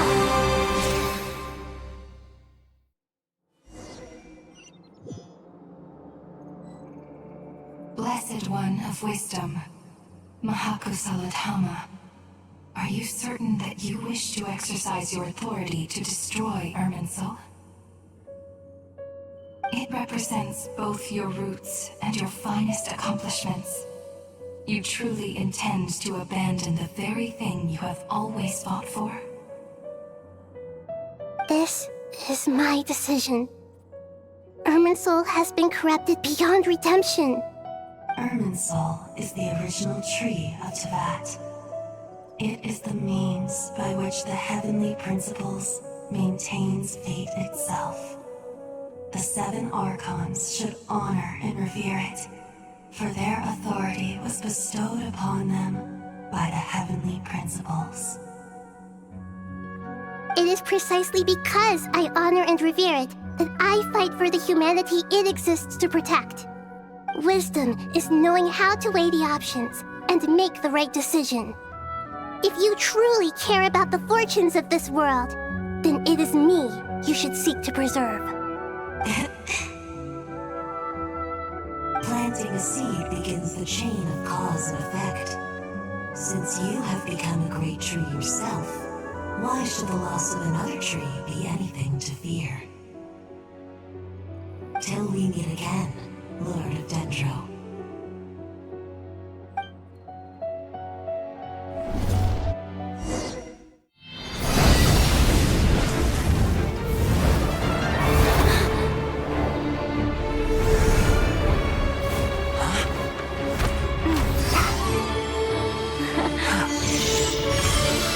The first flame.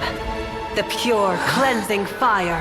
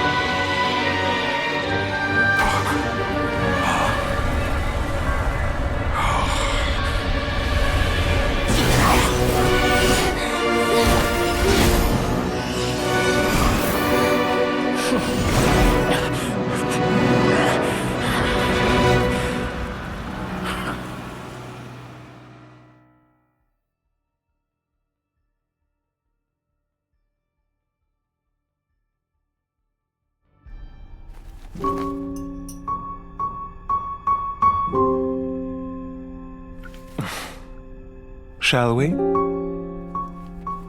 Where were we? I was suggesting that you needn't perform when signing a contract. You're only sitting here because your bank demanded an evaluation of the trustee. So you told a story about a young scholar from a merchant family in Sumeru? I told a compelling tale, didn't I? The post-expulsion story is far more captivating. The human experiments or the elixir of immortality? The part where you die. Ah, yes. My favorite part. The 35-year-old Segment thought of himself as Dottore, reserving the name Zandik for the original specimen. Of all the Segments, he was the most selfish. After his expulsion, Dottore searched for a new direction. He joined the Fatui, studied Elazar in great depth, secured resources. He was rather fortunate in his career. Zandik turned to Conrian technology and successfully created his segments. But this was not immortality. Even with backup segments, his body would still age. Still, thanks to Snezhnaya, Zandik found the ideal base for his experiments. Then a perfect partnership materialized at a crucial moment. The year that both parties realized they needed more time. Fortunately, Zandik succeeded.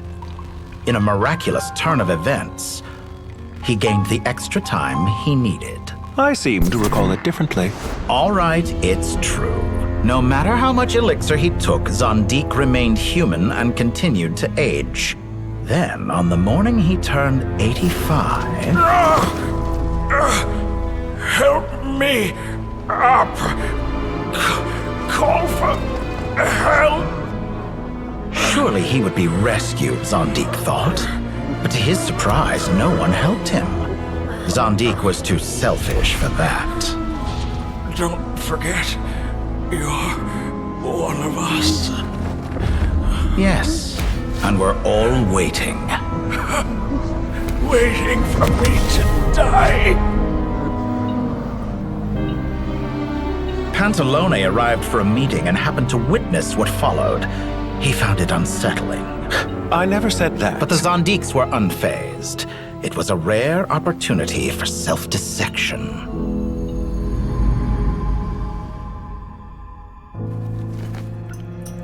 What does all that have to do with you depositing your data at Northland Bank?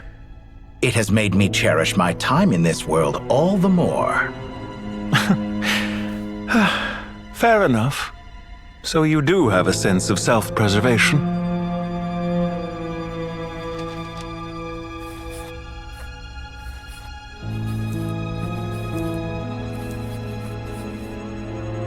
What do you mean?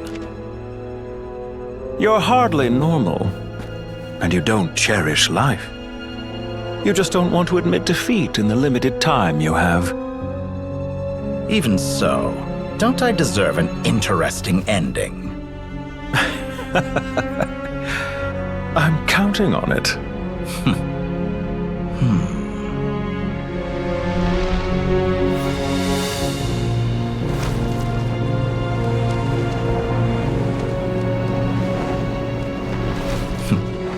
If nothing else, I expect my funeral will be a grand affair indeed.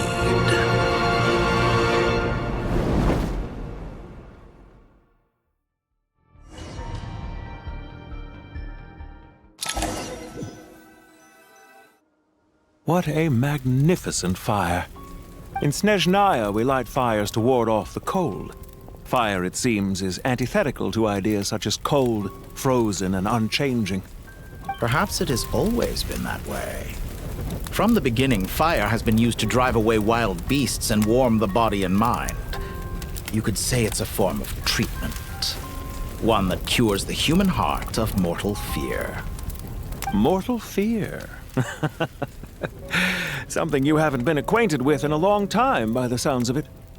Whereas you, I'm sure, must know the feeling quite well indeed.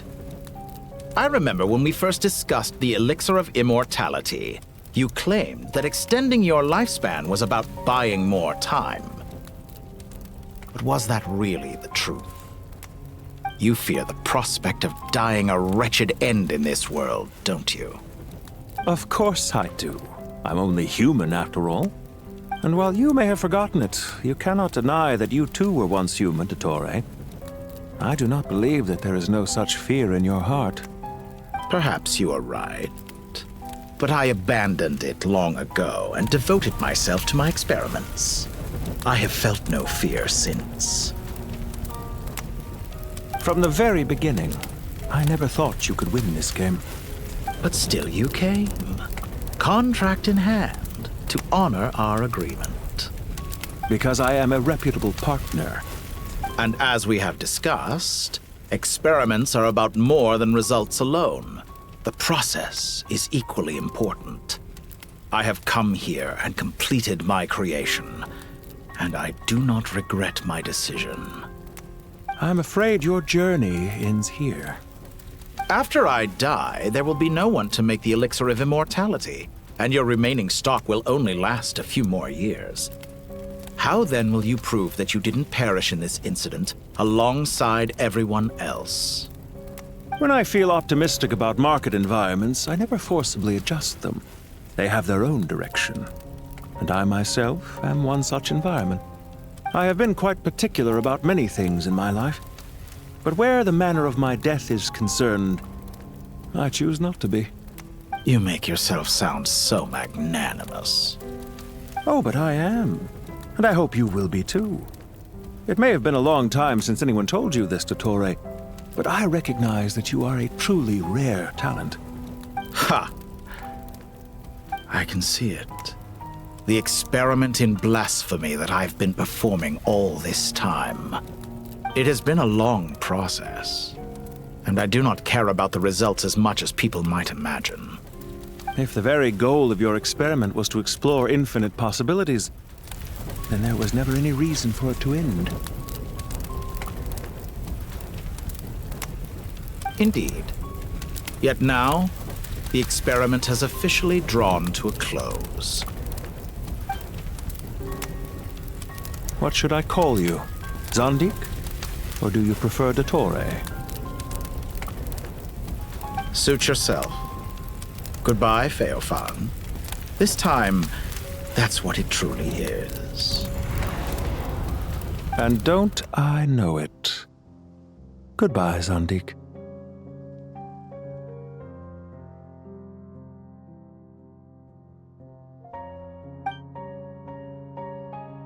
I could have carried out many more experiments, but to me, Lord of Dendro, this outcome is certainly not the worst. I believe you. But unfortunately, this is where it all ends for you. This experiment does not belong to you, nor do any of the results. Experiment? It sounds like you're trying to outdo me in my own field. Wisdom is conveying information in terms that people can clearly understand. You know exactly what I mean. Indeed. I can see no further outcomes. Ha! You have a formidable mind, and you are braver than I thought. Setting fire to the very thing your survival depends on. Your previous threat was empty, but this time, it is real. When necessary, wisdom can be as fierce as an inferno. Some of the flames that incinerate you come from within yourself. Perhaps you are right. You see what lies at the bottom of the human heart, and that is your wisdom. Here is where your journey comes to an end. All that is yet unknown belongs to those of us who will carry on living. It seems I have unwittingly been your arch-enemy all along. But now, it's all over. I do not deny your intelligence. But what you refer to as experiments, I would never describe in those terms. They are events that take place in the real world, and they are so much more than mere data. Goodbye.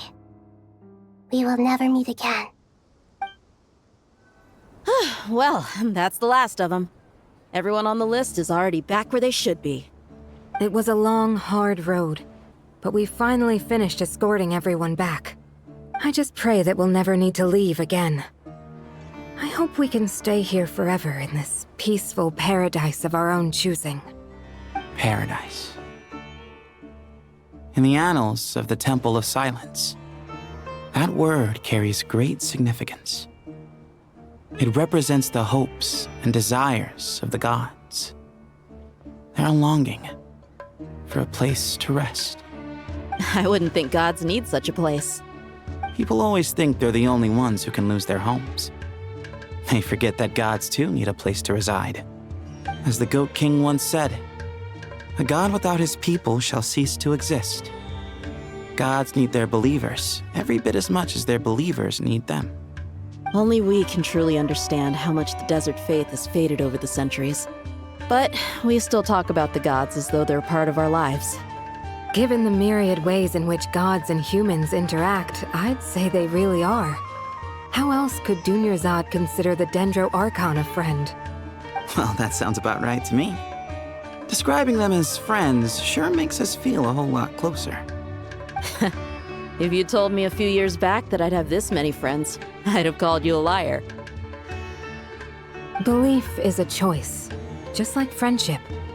We've made our choices through battle. The right ones, wouldn't you say? I'll be heading back to the Temple of Silence. I heard the Goat King and the Ibis King decided to pay us a visit. How about you? It's back to Aru Village for us. Still plenty of supplies to distribute and people to help. Until next time, old friend. As long as you can find the time, you're always welcome to visit us in Aru Village. Right back at you. Make sure to drop by the Temple of Silence the next time you're free. Word is that 2 of the other 7 pillars, Shezapang and Bennu, might also be dropping by. Since you're wearing the symbols of their power, it'd only be fitting if you came to see them for yourselves. Dropping by? That makes it sound like they're visiting a neighbor's home. Well, the temple was founded by Hermanubis, so I guess to them, that's exactly what it is. Guess that's true. All right. We'll make sure to find time to stop by. Stay safe on your journey home. I will.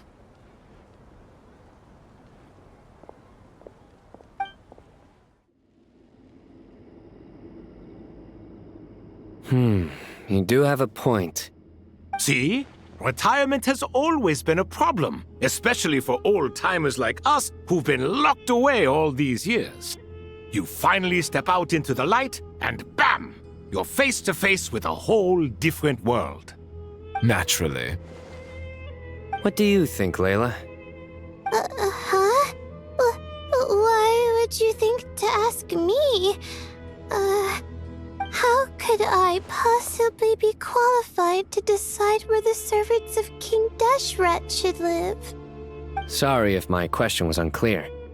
Do you think their statues will stand out too much if we place them here? Hey, I never agreed to this. How could we possibly allow our statues to be left in Hermanubis' home? That would be like breaking into someone's house, then pretending it belonged to you in the first place. Different beliefs can coexist. We still need to respect one another. By which you mean, you two plan to stay at the Temple of Silence, for a while at least, but you have no intention of relocating your statues here.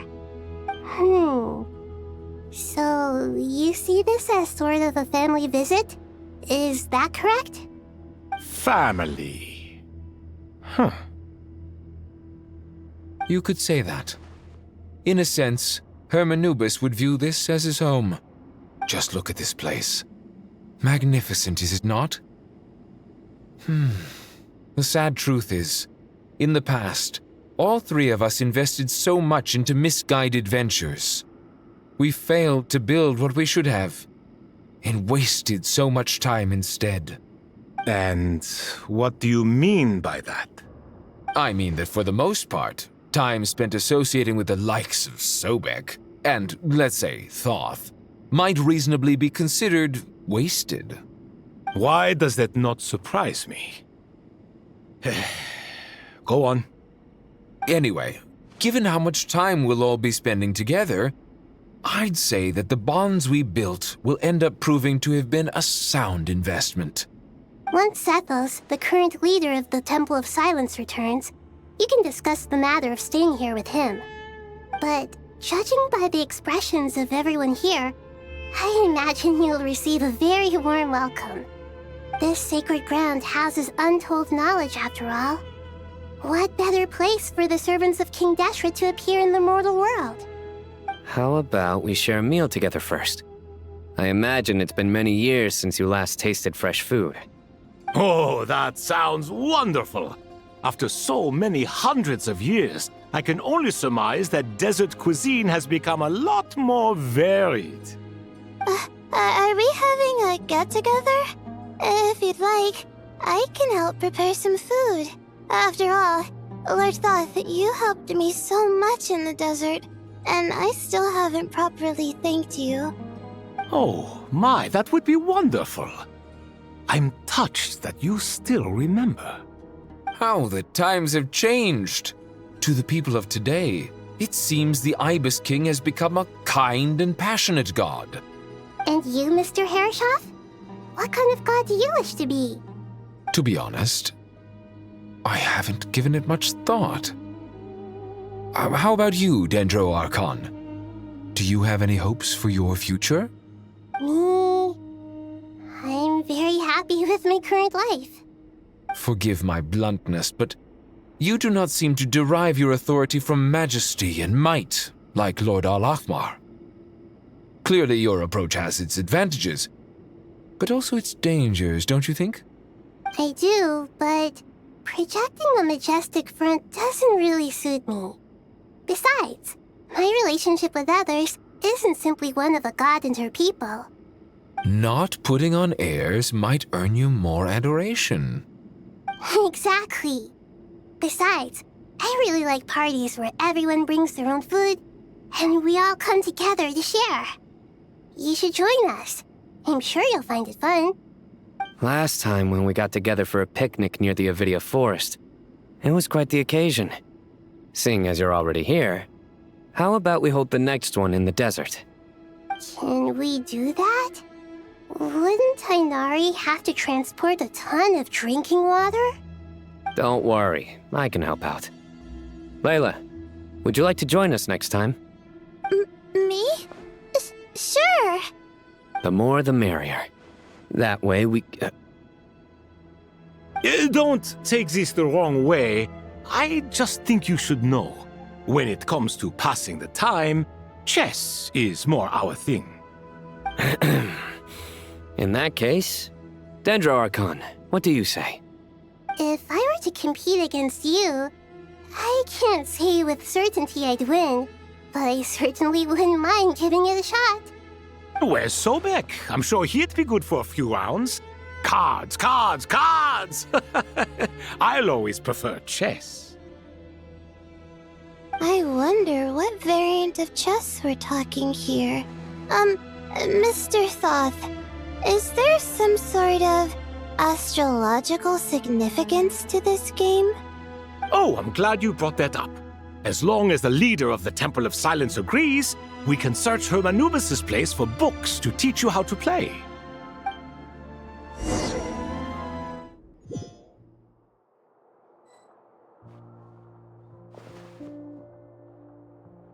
Such devastation visited on Sumeru City.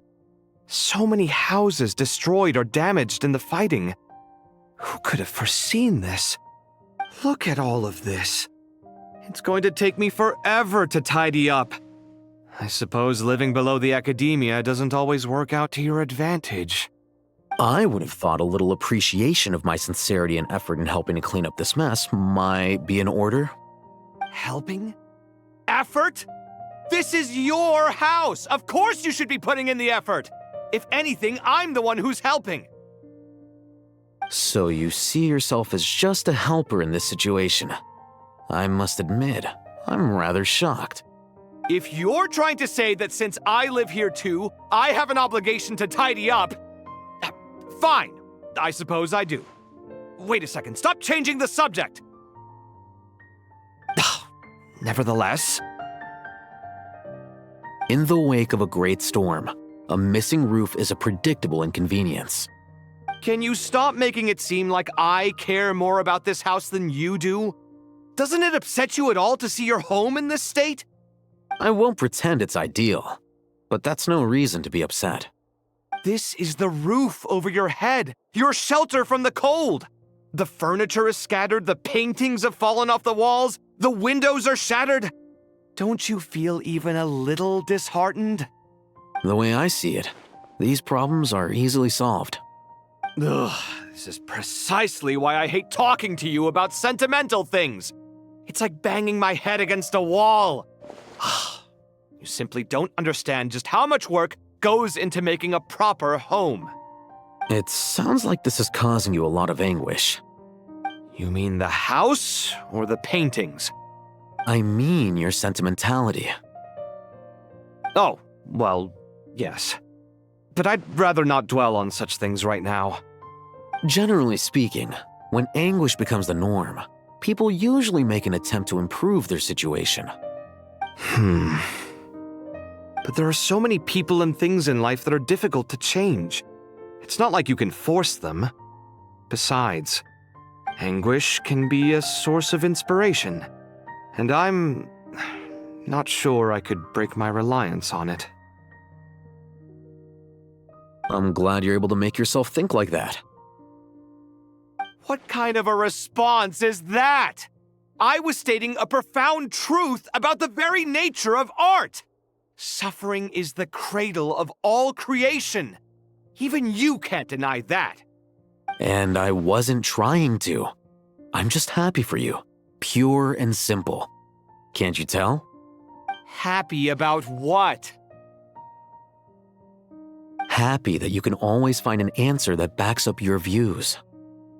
You... More often than not, life is a process of running into problems and then searching for answers. Yours more than most. Not everyone's so good at justifying things to themselves. It's something that you've been steadily mastering. Huh. What about you, then? What skills have you been mastering lately? Pass me that box. Huh? Okay. You may consider this my progress on the path to mastery. What? Wait a second. Isn't that box mine? Hey, it is. It must have fallen off that shelf. I'll hate them. Those are my paints and inks. Would you like me to put it in your bedroom for you? Huh? I mean, sure, if you don't mind. What kind of progress is this? Does he think he can bribe me? Not that giving me back my own things is much of a bribe. These books on the floor, they're a complete mess.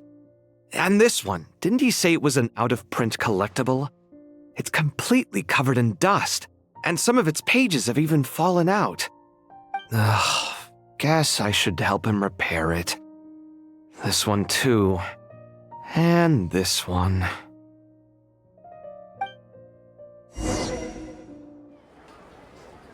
Local subter beasts, imported goods, such a bright future ahead.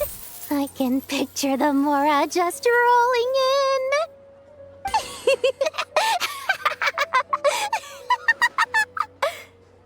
You do realize you sound like a choking cow? It's called being imposing. Can't you feel it? Are you not intimidated? Oh, I'm positively shaking in my sandals. What commands do you have for me, oh mighty Lord Sangamabe? You've got a lot of nerve, Nefer. You went and told Candace and the others everything, didn't you? Seriously, do you have any idea how differently they see me now? Surely that's a good thing. I presume they're more disposed to actually like you now, maybe even view you as a friend. You traded my secret for sympathy! Thanks to you, I've lost every last shred of my mercantile majesty. How am I supposed to make anyone think I'm a big, scary investor now? The dark days of Lord Sangamabe are behind you. Why not take this chance to make a few honest friends? Speaking of friends, since when did the notorious Lady Nefer gain such an admiration for holier-than-thou types? A moonchanter here, an angel there? Who'd have thought it? A coming together of fates, nothing more. No need to throw around accusations of admiration. Forget it. You're right about one thing at least. Making friends is never a bad thing for a merchant. So, I really took a loss this time.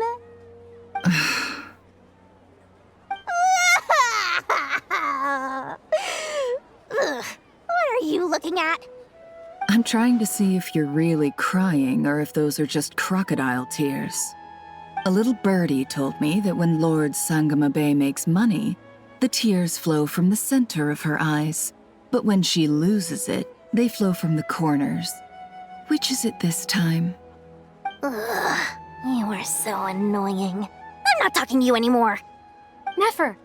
Thank goodness you're here. I've been looking everywhere for you. Huh? Oh. If it isn't the House of Dana's very own librarian. What can I offer you today, Miss Katayun? Oh, no. I'm not here to buy. I'm here to bring Lady Nefer a book, and a fascinating one at that. We agreed to meet at the entrance to the mausoleum of King Deshret. One more thing. I bought this copy with my own money. It's not borrowed. Reasoning knows not time of day, but suspense always follows a blizzard. That's quite the mouthful. Huh? Isn't that the one that... It was all the rage for a while. People throughout the city were clamoring to get their hands on a copy. The names inside were all circled. Everyone thought it was a riddle. Don't bring up that book in my presence. I don't even want to hear its name. That thing was nothing but a scam!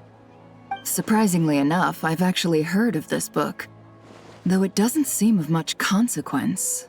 So, what truth lies behind it? You're from the Vahumana and you're asking me what the truth is? I'd say the actual truth was about the least important part of the whole episode. I brought you this book because it probably has the most interesting backstory of any in the House of Dana's collection, at least in recent years. As for its quality, well, you can judge that for yourself. Don't tell me it's actually any good. You may not know this, Lord Sangamabe, but Lady Nefer has a fondness for books with... how should I put this? Mixed reviews? No eye for good literature, huh? Perhaps she feels that bad books hide interesting secrets? But I shouldn't put words in her mouth. It's probably fair to say she prefers the conversations that books can spark over the substance of the books themselves. Suits my style as an intel broker, wouldn't you say? Very interesting, thank you. I'll return it to you once I'm done reading. And as it happens, I have something for you, too. Incense? I imagine you've already used up the incense I gave you last time. Here's some more. This batch is from Nodcry, so the scent won't be quite the same. Well, actually, I've been saving the incense you gave me. I couldn't bring myself to waste it without a special occasion. But I'll gladly accept this, too. And I promise I'll use it this time. Katayun, you haven't changed a bit.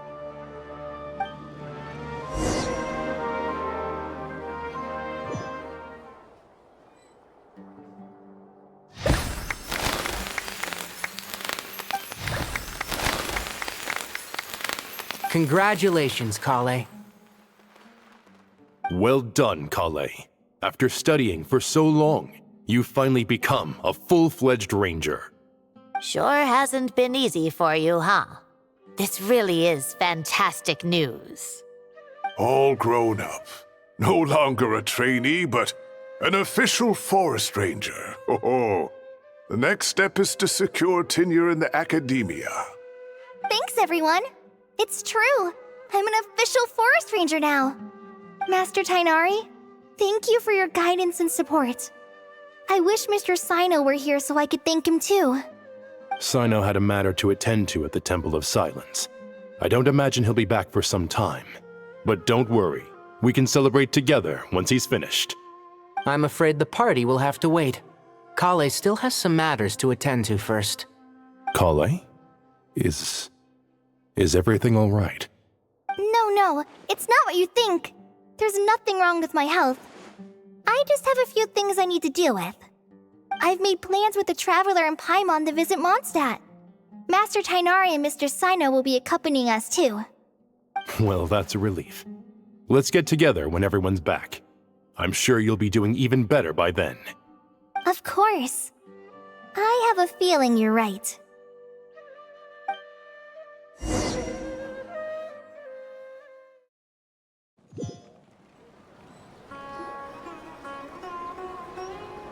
Phew! After all that catching up on sleep and food, Paimon's feeling full of vim and vigor again. For someone who spends so much time resting, your recovery routine is surprisingly simple. Hey! Paimon's been working her butt off too, you know. She flew all over the city helping everyone out. Don't worry. I saw how hard you worked. Alright, we all know you're the most hardworking person in Teyvat. As long as you're rested and full, that's what really matters. Paimon's been looking around the place, and it seems like the city's already on the mend. But Paimon's been wondering how Nahida's doing. We should check in on her.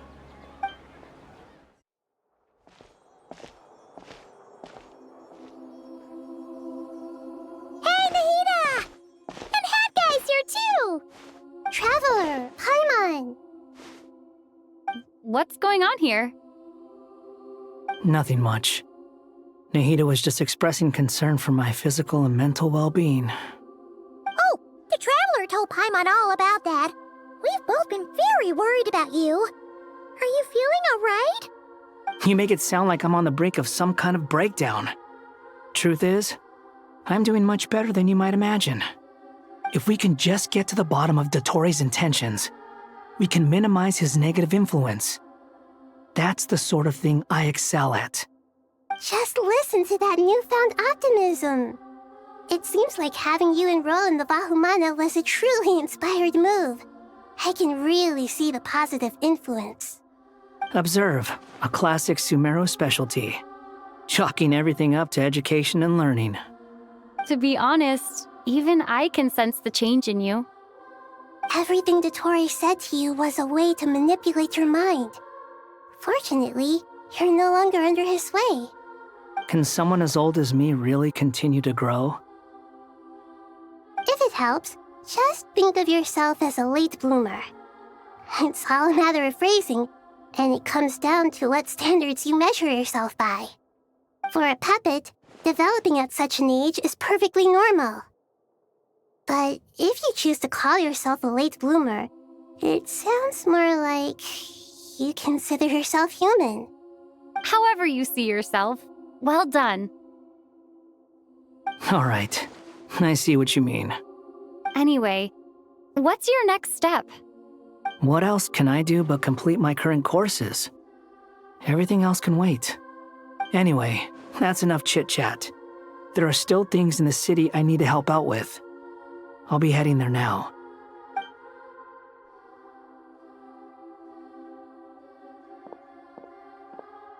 I'm so happy that Hat Guy is doing better than we thought.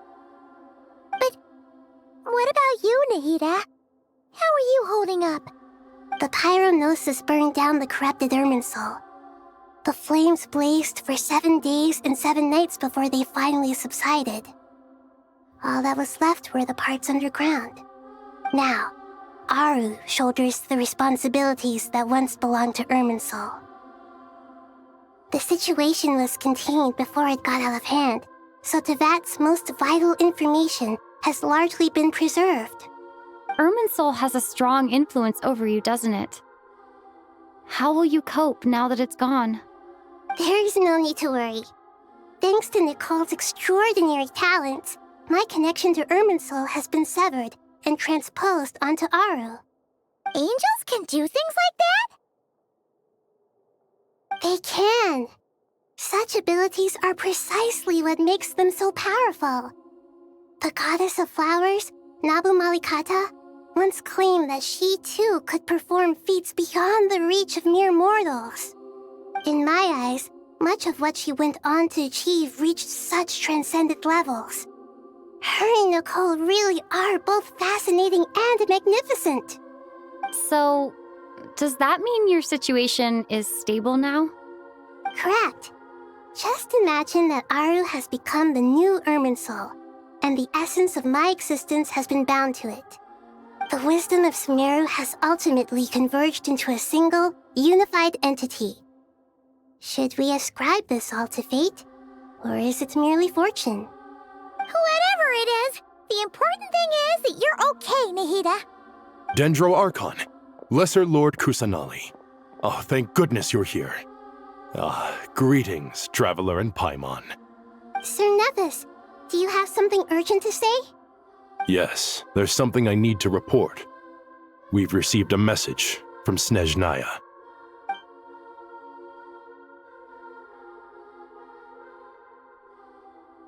The Fatui Harbinger, the Rooster, sends us his sympathies, along with all the usual pleasantries. His stance is that, following the unrest and Nod Cry, Dottore was subjected to internal censure. This madness was the act of a rogue element, one who cannot be seen to represent the Zapoliarni Palace. No less than can be expected. Snezhnaya paid a heavy price working to stop him. They even lost one of their own harbingers. The letter goes on to say that even so, Snezhnaya cannot claim to be blameless. Apparently, they will deal with Dottore's subordinates in accordance with Snezhnayan law, holding all those involved in his crimes accountable.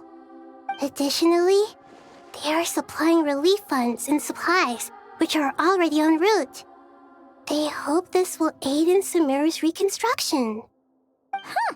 Sounds like he's got an answer for everything. True. But as diplomatic rhetoric goes, it's highly effective.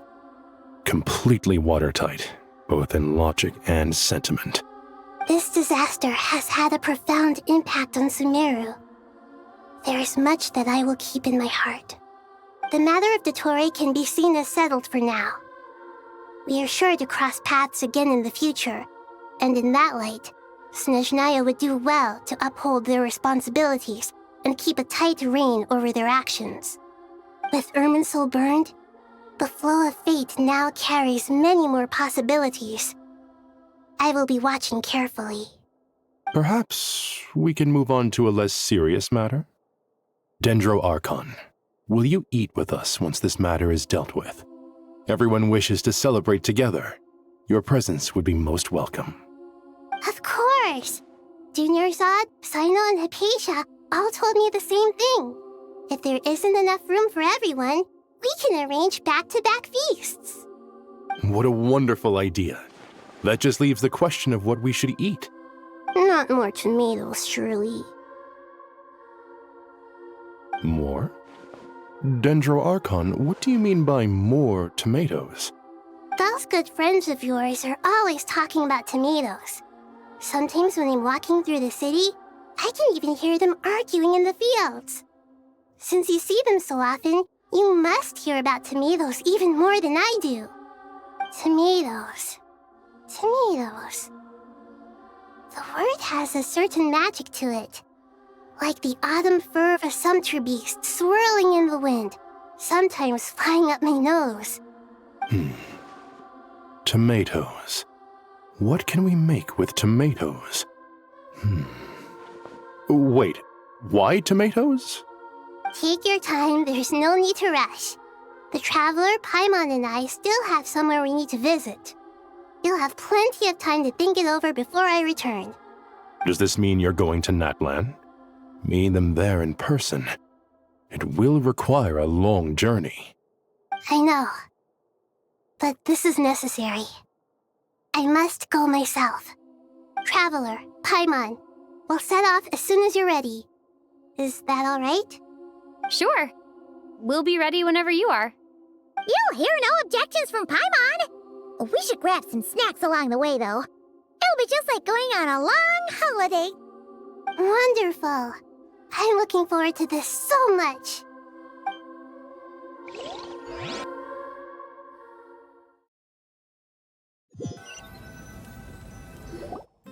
Natlan is such a lively place. It's super cheerful and positive, too. I can see that. There are people outside exercising at all hours. Such a healthy way of life. You came.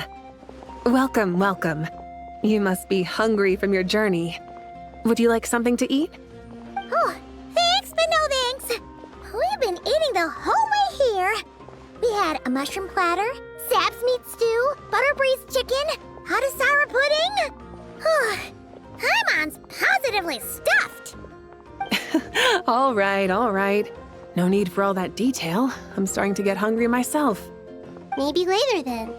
We can wait till everyone's got an appetite. Then I'll head out for a meal together. Sounds like a plan. Let's find somewhere to sit down.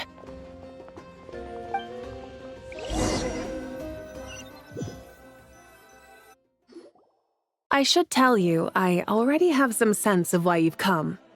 Why's that, Malika? To say thank you. Your senses are spot on. But on top of that, we also feel guilty. Because the pyronosis has vanished? I sensed its loss. Despite scouring through the remnants of Irminsul, we couldn't find any sign of the pyronosis. Not even any trace of it burning to ash. That's certainly unusual. Still, the potential fallout from Irminsul's loss is significant, to say the least. Perhaps the pyronosis's disappearance is simply a knock-on effect of the impact it's had on a certain strand of fate. There's no need to feel guilty. We were clear that this time, there was to be no returning, only giving. Pure and simple. Thank you really is a fascinating phrase. We use it to express gratitude for the smallest of things. Yet, when faced with a kindness too immense to describe, we use exactly the same words. It's not that we lack other means of expression. It's that when we truly need to express our feelings, the simplest and purest words are always the most powerful. You're right. In Natlan, we prefer simple expressions too. Companionship, friendship, support. They might not sound fancy, but the sentiment behind them is sincere. That's wonderful to hear. Sincere feelings are often a vehicle for the deepest wisdom of all. Irminsul's destruction doesn't seem to have done you much harm. I'm glad to see you're doing well. There's still a lot of work to do, but before we begin, we felt it was important to come here and speak with you. Partly to express our gratitude, but also because we felt that seeing you, in a sense, is like basking in warm sunlight. That's a nice way of putting it. I like that. To tell you the truth, though, I'm not a fan of somber meetings. So, since there's nothing more to say, why don't we go bask in some actual sunlight? The weather's beautiful today. What a great idea! Paimon's gonna lie back and soak up some rays.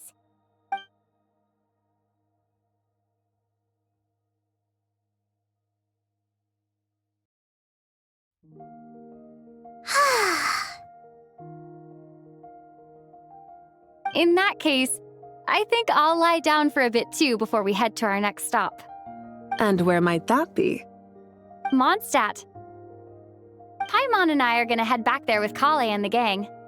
Long ago, I sensed that the god remains inside Kale had come from the goddess of flowers, but I kept it a secret. Those remains weren't hurting Kale, not as she is now. They simply exist. Besides, I could sense a deep yearning within her. A yearning for an ordinary life. A yearning to hold on to the hard-won happiness she now enjoys. With someone like her, I have a responsibility to keep her secret. She should be ready to face the truth by now. Whenever people meet, there is always the potential to create warmth and kindness. Every child grows up, but even as adults, they are still children in the eyes of certain people. Oh, just like how Paimon sometimes sees Nahida as a little kid. Is that so? Well, anyone who's friends with a kid is probably a kid themselves. Of course! And there's nothing wrong with that. When we get back, we'll actually be hanging out with another of our friends who happens to be a kid. Or more like looking after, in her case. Anyway, we'll always be there to watch out for our friends. Dear Sucrose, when you receive this letter, I'll probably be as busy as always. But busy with wonderful things. That's because I'm no longer a trainee. I'm now an official forest ranger. Impressive, right? Sino said that official rangers sound much tougher than trainees. Though he did say it was already pretty tough to start out with. You probably heard that something big happened in Sumeru recently. Don't worry, it's all been taken care of. We're heading to Mondstadt soon, so if you're free, maybe we could meet up? Plus, it's not just me, a few of us are going. Hey, do you still remember that time we all got together? You know, when we all went to the Windbloom Festival? It'll be just like that.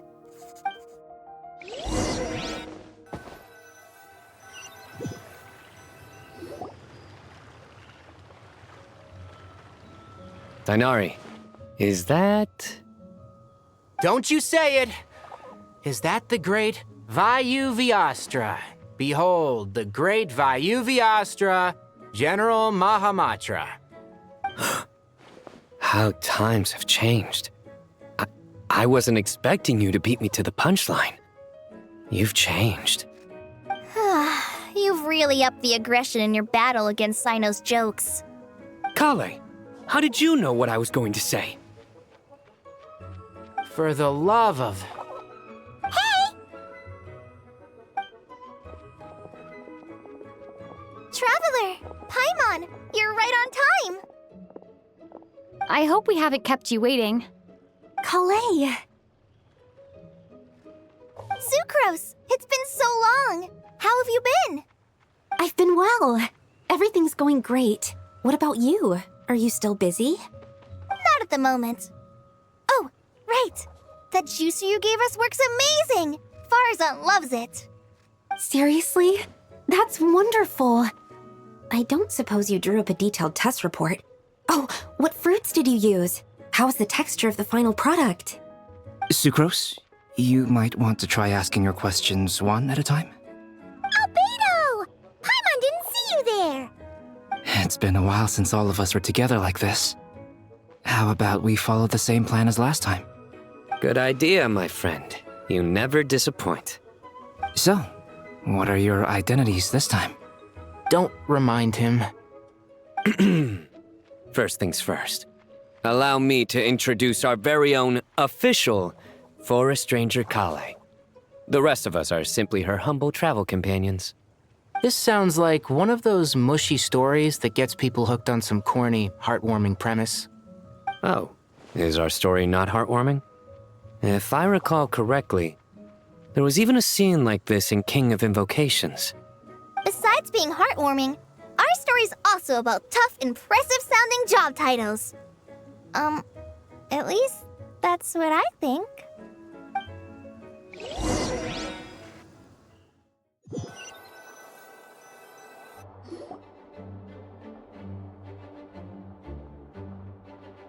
Oh, you're here already? I'm still giving Dodeko a little trim. I won't be a moment. A trim? Does Dodeko need haircuts too? Of course. It's important to know how to take loving care of the apples of your eye. All of these trivial matters get left to me. It's because I'm an angel, and angels are, in a way, the guardians of all Teyvat. Oh, right! Well, that's definitely an impressive-sounding job title. What are you writing? I'm just brainstorming some cool-sounding lines. Oh, write them on these card backs. Of course. Surely my lines are pretty amazing, wouldn't you say? Miss Nicole, Kale? You seem a little nervous. I was just wondering, who was the person you mentioned who needed their wish fulfilled? Wish? What do you mean? Miss Nicole asked if we could meet up in Mondstadt once everything was over. She said a friend of hers had a wish that needed my help to come true. Well, you never mentioned that before. All we knew was that you'd arranged to meet in Mondstadt. But we thought it had something to do with the god remains. To be fair, everything I told you was true. Anyway, my friend is waiting. Come on, let's pay her a visit. Huh? You're... Surprised? I bet you weren't expecting to meet a woman like me beneath this beautiful tree in a faraway land. An oasis will spring from the place where a djinn resides. That saying falls somewhat flat here in Mondstadt, given that everywhere is already so lush and green. Lilupar! What are you doing here? I made friends with Miss Nicole. I asked her to bring me here and then invite Kale to come. The prologue to this story is that I have a wish. It has stirred within my heart for centuries, millennia even. Originally, it was merely Al-Ahmar's lie, but now it has become reality. Could this be... related to the goddess of flowers? My dear young lady, my mistress left her final trace in this world upon you. I can't tell you how glad I am to see you here. And now I have seen you, and peered into your heart. You have experienced hardships and suffered setbacks. The torment an ordinary person might expect to face has befallen you threefold. This is the source of your resilience. But beneath all this, I've witnessed the seeds of desire. You yearn to return to the simple life you once knew, do you not? I do. I want to throw away everything that isn't mine. But how do you decide what is yours? The scars that others carve into your flesh? The kindness and love they inscribe? Are these things not yours as well? They are. This is something I've talked about with Miss Nicole. Miss Nicole said I should learn how to adjust my standards. I just want to live as an ordinary human. Anything beyond that isn't mine. Don't you want anything from the remains of the goddess of flowers? She gave me a revelation once. I think that's already more than enough. In the past, you would not have possessed such a rich heart. Your brief life has taught you to hold on to everything good, to home in on kindness. How fascinating. You're nothing like Nabu Malikata, and you're certainly not her. Of course not. I'm not some great and powerful being, Miss Lilupar. Yet I am a djinn. We exist because of the Lord of Flowers. We revere and love her. My wish is to see her one last time, to give everything for her. Kale, can you do this for me? But her remains won't be easy to remove. Are you sure this is what you want? That's beside the point. First, I need to know. Are you willing to do something for the soul of this lonely, wandering woman? I'm willing. But look, you know nothing about me. Even if you have heard the stories about me, all you would know is that I was rightly punished for the many evil deeds I committed. Ah, so you do know. Your lips are quivering, your eyes trembling, and still you're willing to do something for me. Life has been cruel to you, and yet you've learned to be kind. My dear young lady, to repay your kindness, I too must play my part. Are you sure about this, Lilupar? I yearn to see my mistress. For this moment, the world can burn to ashes, the universe be engulfed in flame. I care about nothing else. And you, Kale, I can give you a gift. You'll become just another ordinary human. But Miss Lilupar, what will happen to you? My wish will be fulfilled, and I can die happy. Why would you wish for that? A long, unending life might seem desirable for one who has never possessed it, yet it brings torment to one who has. My remains are scattered across the yellow sands, but my soul can find no peace. Since you've promised to grant my wish, give me that release. Allow the dying to die, and let the dead rest in peace. You have my thanks. Kale, there's no pressure on you. What she said, it's all true. A wish is a genuine desire, after all. It's as if you want to use the last of your life to give me a better future. Nothing's so selfless. We'll be using our futures to fulfill each other's wishes. This is a noble act, a beautiful and secret transaction between two women. I understand. Miss Lilupar, I'm ready. Close your eyes, Kale. Then open your soul. From there, I will embrace my mistress. The downpour of flowers is your touch. Like returning to the very beginning. Like surrendering to your grace, my mistress. People say that devotion is beautiful, yet filled with pain. How foolish of them. For me, devotion is beautiful, pure and painless. Devotion is my love. Thank you.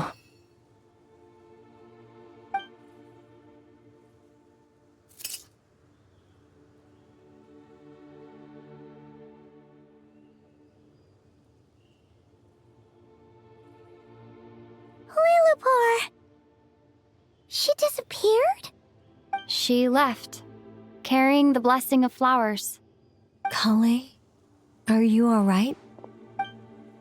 I'm fine. Now that the remains are gone, I don't actually feel any different at all. Those remains weren't hurting Kale.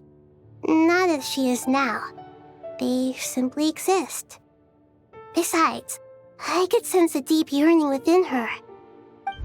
Kale must have already received what she was yearning for. I'm doing fine. I feel relaxed. There's really no need to worry. Then my wish has come true, too. To become ordinary?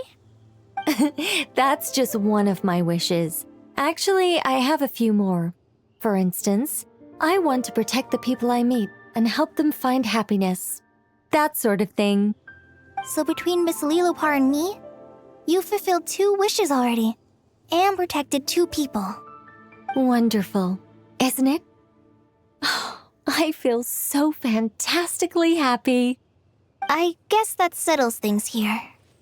So what's next? What do you want to do when we get back to town? Clay, look who I've brought to see you. Hey, Kale! I heard you guys were holding some kind of secret event. How come you started without me? Huh? Oh no, it's nothing like that. We were just saying goodbye to an old friend. Really? Who? Me. The old me. So that's what this is all about. Did you come all the way to Mondstadt for that? Because we knew the old you so we could witness the change? Exactly. The old me is gone. I puffed her into the air, and she became a fluffy pink cloud, floating into the sky, before disappearing forever. Do you think, maybe up in the sky, she has friends waiting for her with test tubes, flasks, and bows? Oh, when you put it like that, it doesn't sound so bad after all. What do you think, Miss Nicole? I think maybe that's right. At least, if it were up to me, I'd consider that a happy ending. Dear Sucrose, even though my childhood ended long ago, these past few days have really felt like growing up again. I've become stronger, and I feel like I can finally accomplish things by myself. Surely someone as mysterious as you will find a friend like this fascinating. Always growing, always thriving like a plant. I came to say goodbye to my old self. I know that after this, she'll be gone. Thinking about it makes me feel a little lonely. I know the weakness that kept me company will one day leave me too. But somewhere in my heart, I feel a great sense of joy. It feels like I've always wanted to take this step, to walk towards the new me.